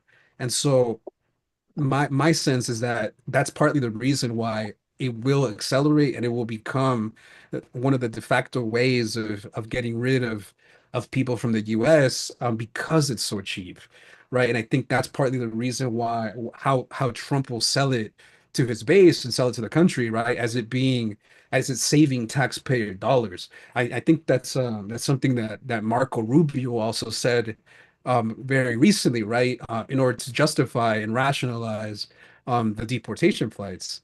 It's very much economically feasible for the United States to go in this direction, right? Rather than keep feeding and expanding the detention systems within the United States. But you're right. There's a need for more sort of detailed cost analysis. But again, this is the challenge, because while it's $55 per person to El Salvador right now, we actually don't know, right, exactly what it's costing the Salvadoran government. We don't know how much it costs to build out CECOT.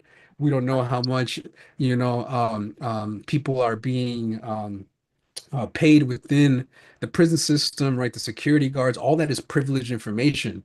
And sort of you know, hiding away of a lot of the information is making it really difficult for people to assess precisely what the cost is, even to Salvadorans, right? Because Salvadorans inevitably will be subsidizing the prison system in the country, despite these, this support coming from the Trump administration.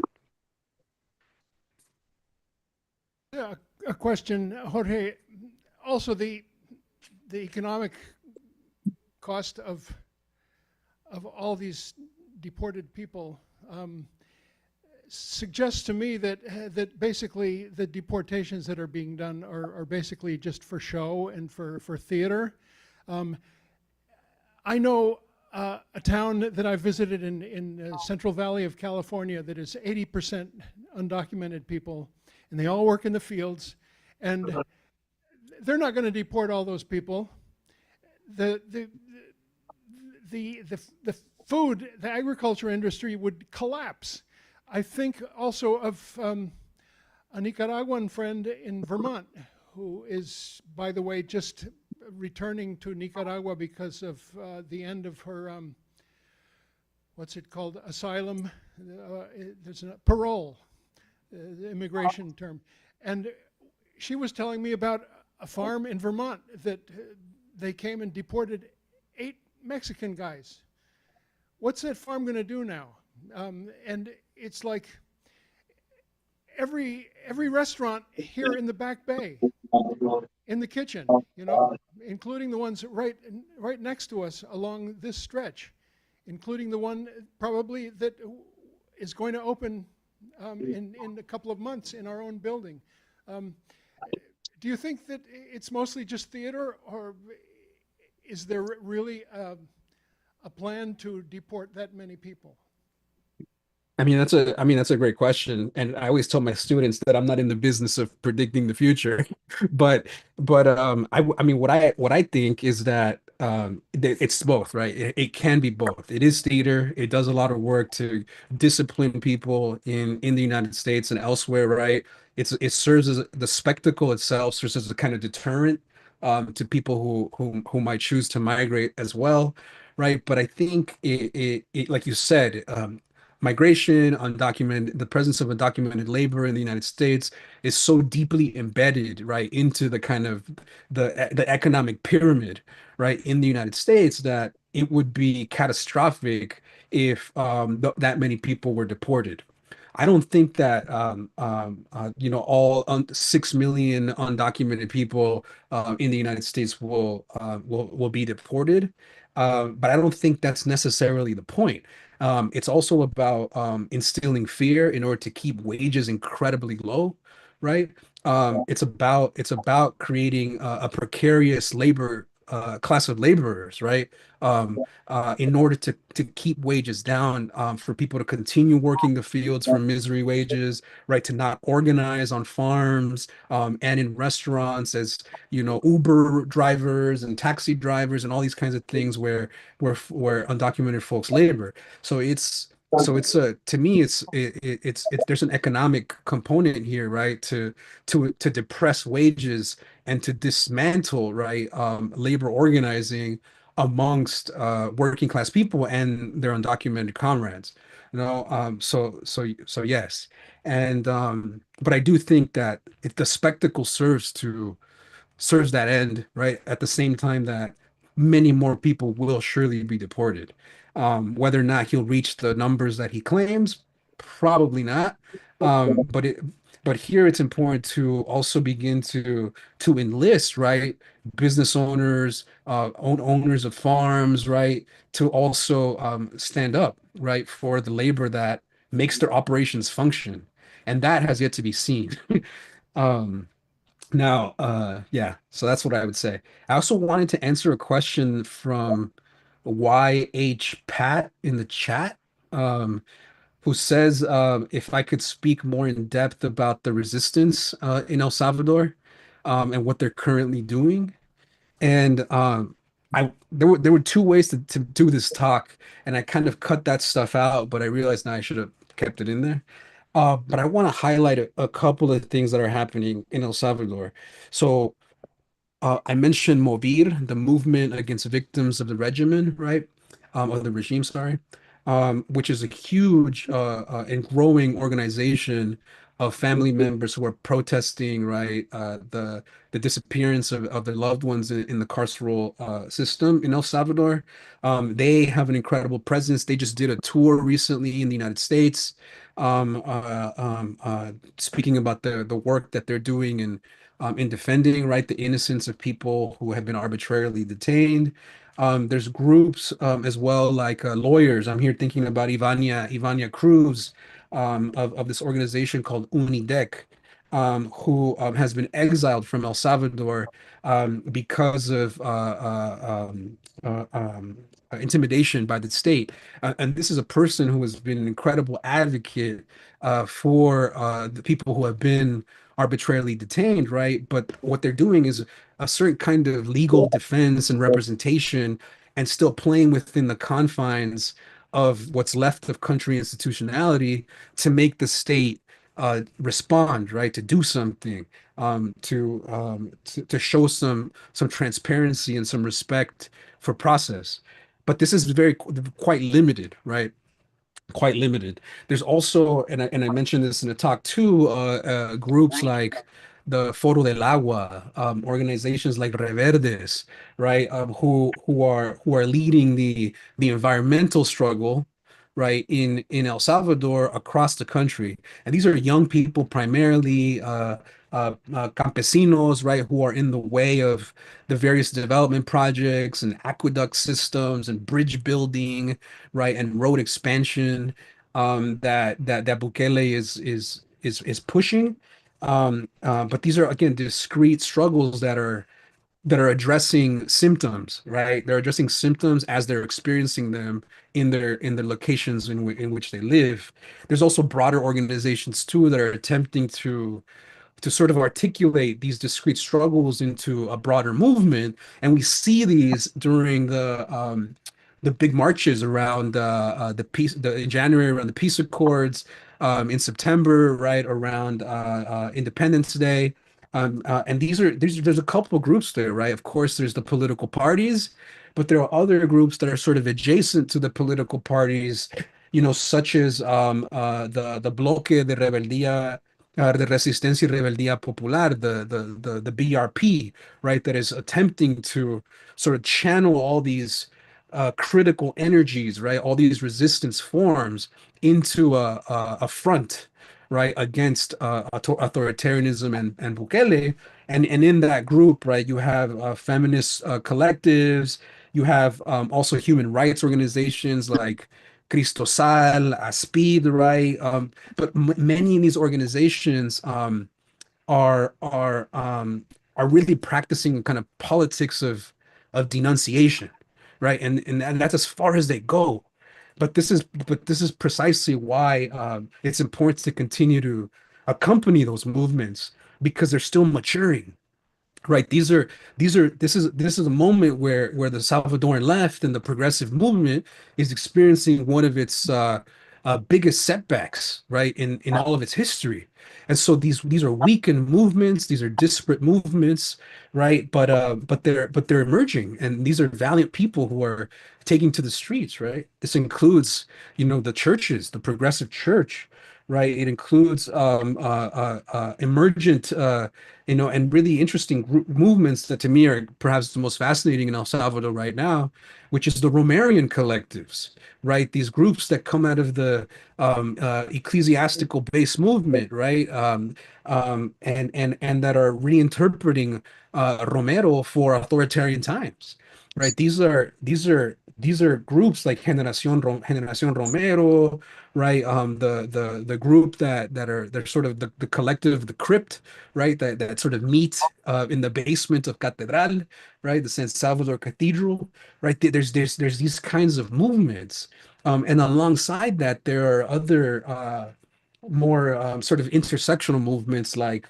Escuela Política para un Nuevo Proyecto, that is attempting to, again, also imagine what a new project, what a new left, right, looks like in El Salvador, what a progressive project can be, and what it needs to do, right? And groups like Escuela Política follow this sort of Romerian line of thinking, sort of Romero's political thinking and political theology, right? That is about, like as we're doing now, going back to church, going back to school, right?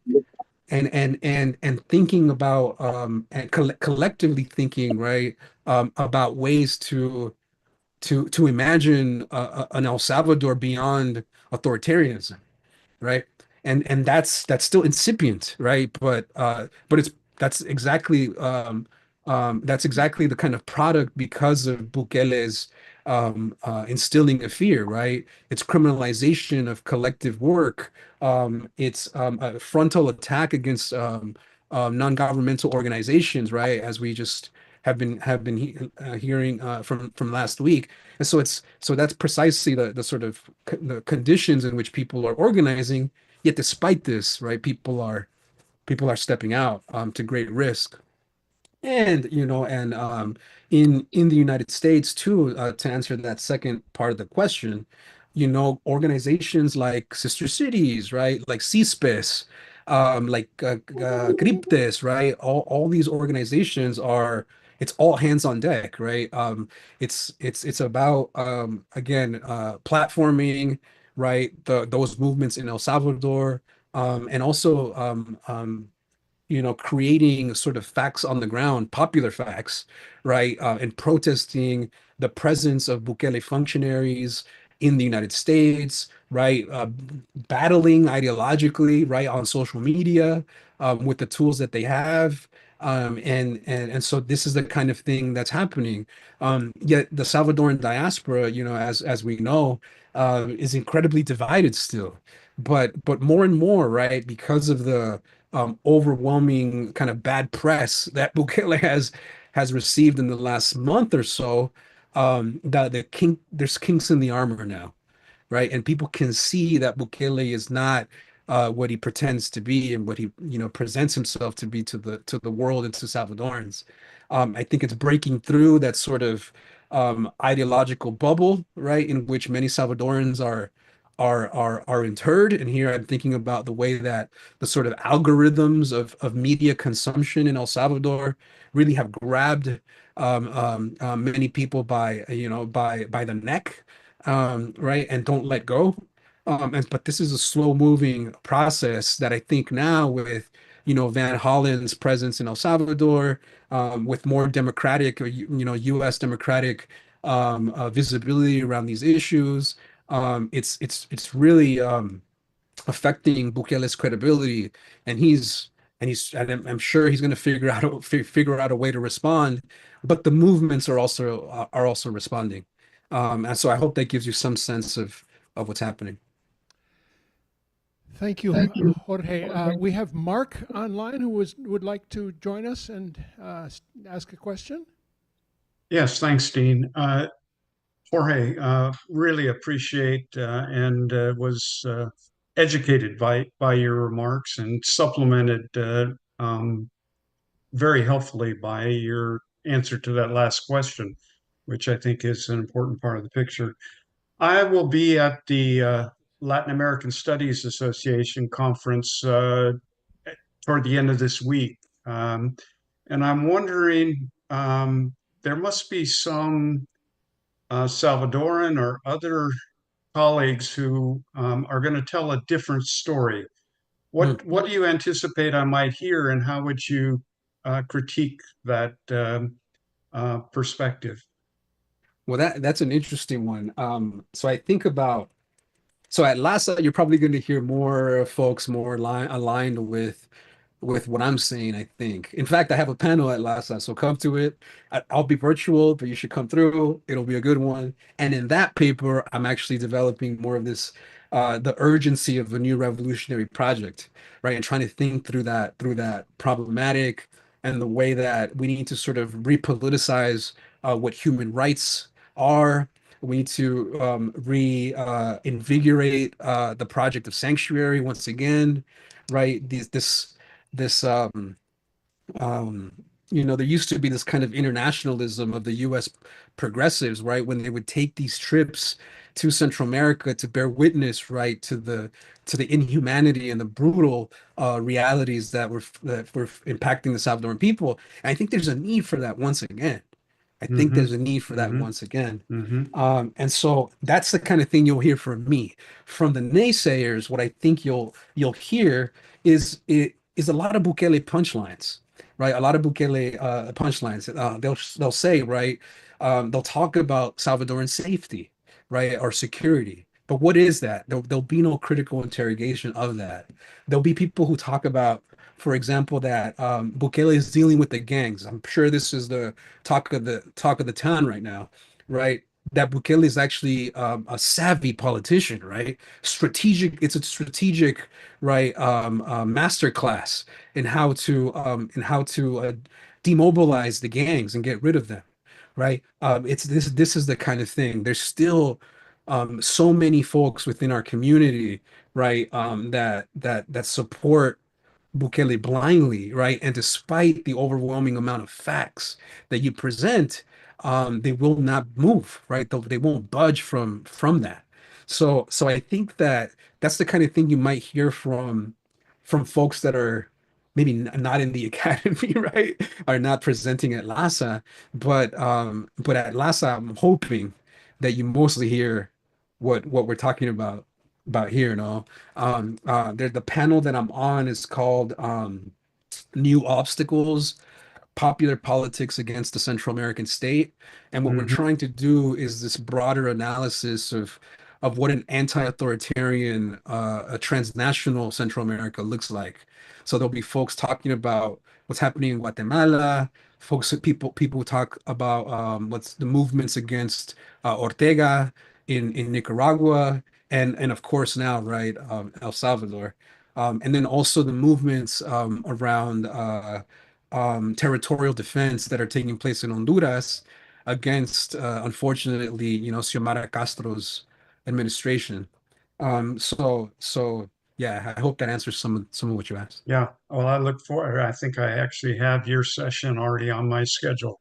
Yeah. I'm a Cubanologist, and I know I'm going to encounter people who have a quite different view of Cuba than I do.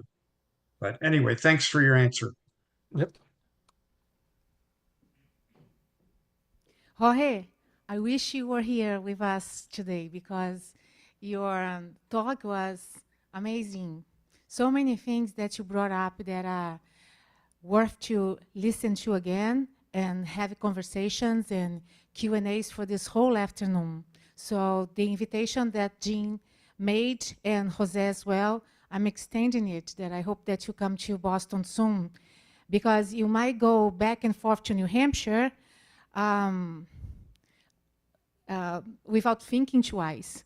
But a lot of us immigrants here, especially the ones undocumented, I know that my Brazilian community have been told not to cross the border with New Hampshire because the governor is aligned with the Trump's policies about arresting by racial profiling.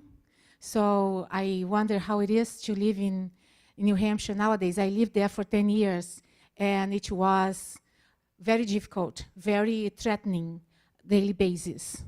About the talk, you said about your students, and I wonder who they are. Which kind of student would like to know more about how difficult it is to think about Central American free, especially free from the United States government? And what do you think about to bring this awareness that you brought to us today to the Salvadoran communities around the United States? Because I know a few folks from El Salvador that, as you said, still think that Bukele is it. You know, is the cool dictator. What is a cool dictator, for Christ's sake? So we have to debunk all that, and fast, because I'm wondering who was from El Salvador that could be voting in the US presidential elections and also voted for Trump. because they might think Trump is as cool as Bukele, and this is so not true. We have to go and take that down, you know? Thank you. Thank you for that. So yeah, I mean, here in New Hampshire, I think it's one of the few states, right, that is fully cooperating with ICE at all levels. And so there is a lot of fear, and has immobilized a lot of colleagues and comrades who work in the dairy farms up here, and that are part of agricultural labor. And so that's happened. There's also been a chilling effect of the ways in which pro-Palestine discourse, right, and activities have been clamped down. And so there's a sort of interesting intersection, right, between those two issues at the present moment, where at least for my students, right, and the ones who are politically active on campus, they're making that connection explicit, right? The carceral buildup and the expansion of detention that is represented by ICE raids, right, and increased police budgets, and federal government's presence in town affairs, is linked to, right, the excesses of the war machine, right, in Gaza. And so and students are making those connections, and these are students who, despite what one might think about Dartmouth, are working class students, right, that are coming from communities, right, who are equally impacted in Florida, in Texas, California, right, as well as New England, right, who come from differently documented families, right, mixed status families, that are also, feeling the crunch, and the fear at the moment, right? There's been institutional support for these students, for legal fees that might come, that they might need, right? But there's been a grassroots effort amongst students, staff, and faculty, right, to give material support to these students, and to their families, right, which go even beyond, right, what the institution might do. And so that's what I would say about that, right? And amongst the Central American students specifically here, there's a few, and they're small but mighty, right? Coming from Honduras and Salvador, Guatemala primarily, as children of migrants, but also directly, right, from Central America, which is a blessing for me to sort of be in conversation with students like that, right? To have this kind of mixed classroom where you have the migrant Central American students, but also the ones that are perhaps relatively privileged and coming from directly, right, from Central America. And that's created important opportunities to have, these hard conversations, that to debunk, right, what Ortega is doing, what Bukele is doing, right, to debunk a lot of those myths, as you said, right? I see these as sort of hard dinner conversations, I feel like this is what many folks in the US went through, right, when Trump was elected the first time. Many difficult conversations around Thanksgiving and all that kind of stuff, right? Salvadorans need to undergo a similar process. Central Americans need to undergo a similar process.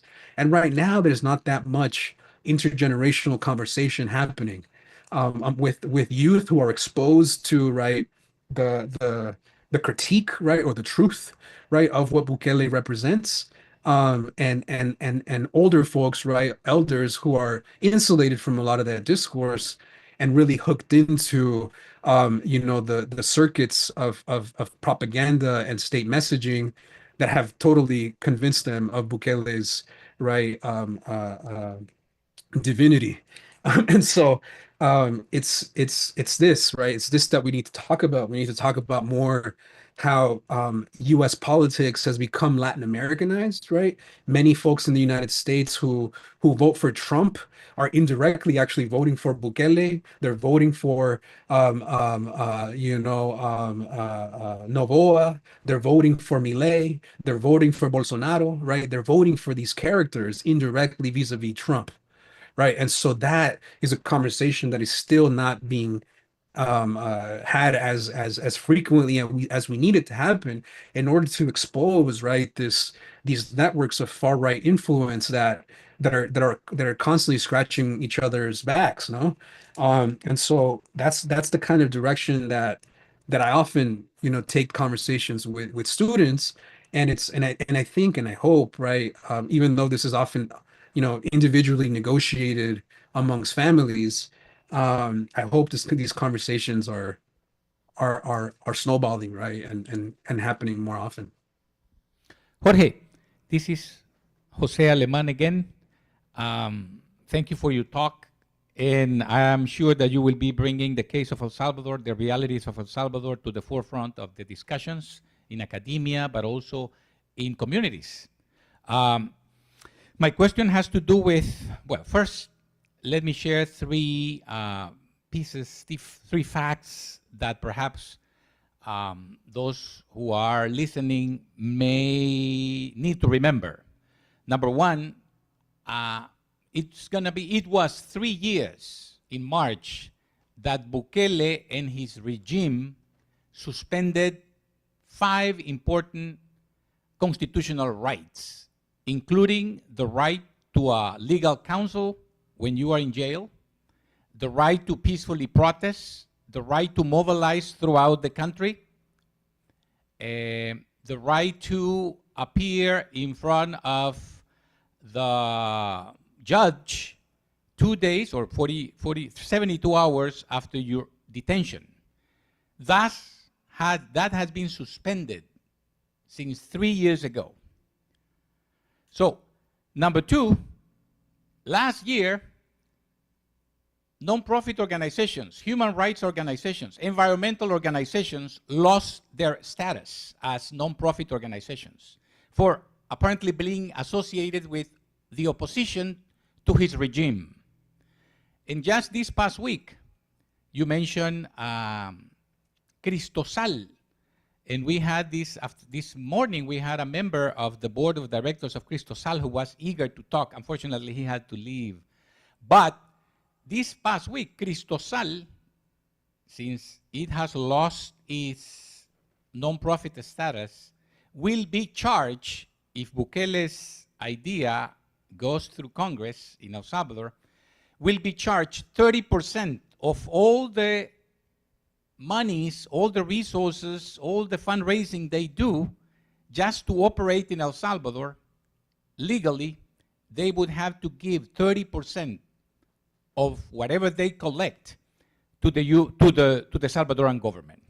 So I just wanted to share these 3 pieces of information because it happens that the coolest dictator and the democracy of El Salvador and the safest country in the Western Hemisphere has lost basic rights since 3 years ago and is pretty much oppressing organizations that stand up against his regime. So what can you tell us about the fear factor? People here, immigrants here, fear to be speaking up against Bukele for fears of their families in El Salvador to suffer repercussions. And just to make it personal, this year will be my first year not to go to El Salvador during my vacation, to see my family, not out of fear, not because of my own fear, but the fear of people around me, including my family in El Salvador and here. So tell me more about the fear. Do you fear repercussions? Does your family feel repercussions? Yeah. Thank you. No. So I mean, it's a very complicated question. So, I talk about these dinner table conversations that we need to have, and I've been having them with my family, especially my mom, for a long time. But my mom is really stuck in her support of Bukele. And that's the reality. I think my reality is shared amongst many. It's also one that is very difficult to sort of work through. And despite her own political viewpoint at this moment, this is an older woman, of course. She tells me to be quiet, right? She tells me to be quiet. She fears in some way, indirectly, sort of a subtle, very low intensity fear that something might happen to me, right? Because I unapologetically speak out on Bukele and Trump and doing these kinds of dialogues with folks like all of you. And so yes, I mean, I feel like my even my Bukele aligned parent, right, is fearful of this, right? Even and personally, I mean, I make this joke to people that, at this point, there's a good chance that there's a suite at CECOT waiting for me. There's a bed. I talked with my journalist friends who are in El Salvador and Guatemala about this, like, oh, there's probably one waiting for us already. And what we say that as like, like jodiendo, it's in Salvadoran joking. But no, there is a kind of a fear there. There is a sense that they might come for people who seem relatively protected, right? Given that I'm affiliated with an academic institution, gives me some level of protections. But even then, right, the universities in the United States have very much, folded to a lot of what Trump has ordered. And so it's a very strange moment. I really go back and forth on that, but I think personally I do have a bit of a fear to be harassed, to be just inconvenienced, have my own family, my extended family in El Salvador being impacted. Hasn't happened yet. There's been some second, third cousins who have been arbitrarily detained in CECOT specifically. But still it hasn't quite arrived at the kind of core, right, the nucleus of our family. But it's not to say it can't happen. The way things are changing, like as you said, Jose, no rule of law, arbitrary and sort of at the discretion of officers and military, right, to ensure your safety and safe passage through Salvadoran society. Um, you know, anything can happen. And the fact that anything can happen, it creates such uncertainty, and it's that uncertainty, I think, that is what's really impacting me, and I think even impacting some of the Bukele aligned people that I know, right? But I think it's interesting to again go back and beautiful images of Romero that you have there, to remind ourselves of that, right? Where there are people that are at great risk, right? At great existential cost, right? Much like during the war, right? Are going into the streets, right? There is still, despite the illicit associations, technicality where people are being detained, there's still an incredible safety in numbers, right? And that's what the growing protests, right, and marches are showing us, that there's still safety in numbers. They can't jail them all, right? And so there is that to look at as a kind of silver lining, if there is one, um, uh, to sort of mitigate some of those fears of uncertainty. Yes. A response? Or lunch is served.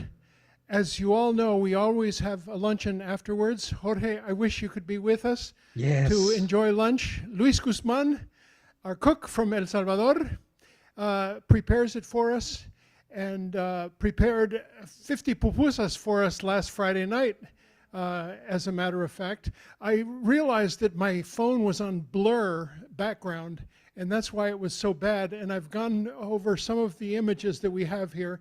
And before we take them down, I think Jose and I would like to do like a little YouTube about Romero and just go through the images and have them on our YouTube channel.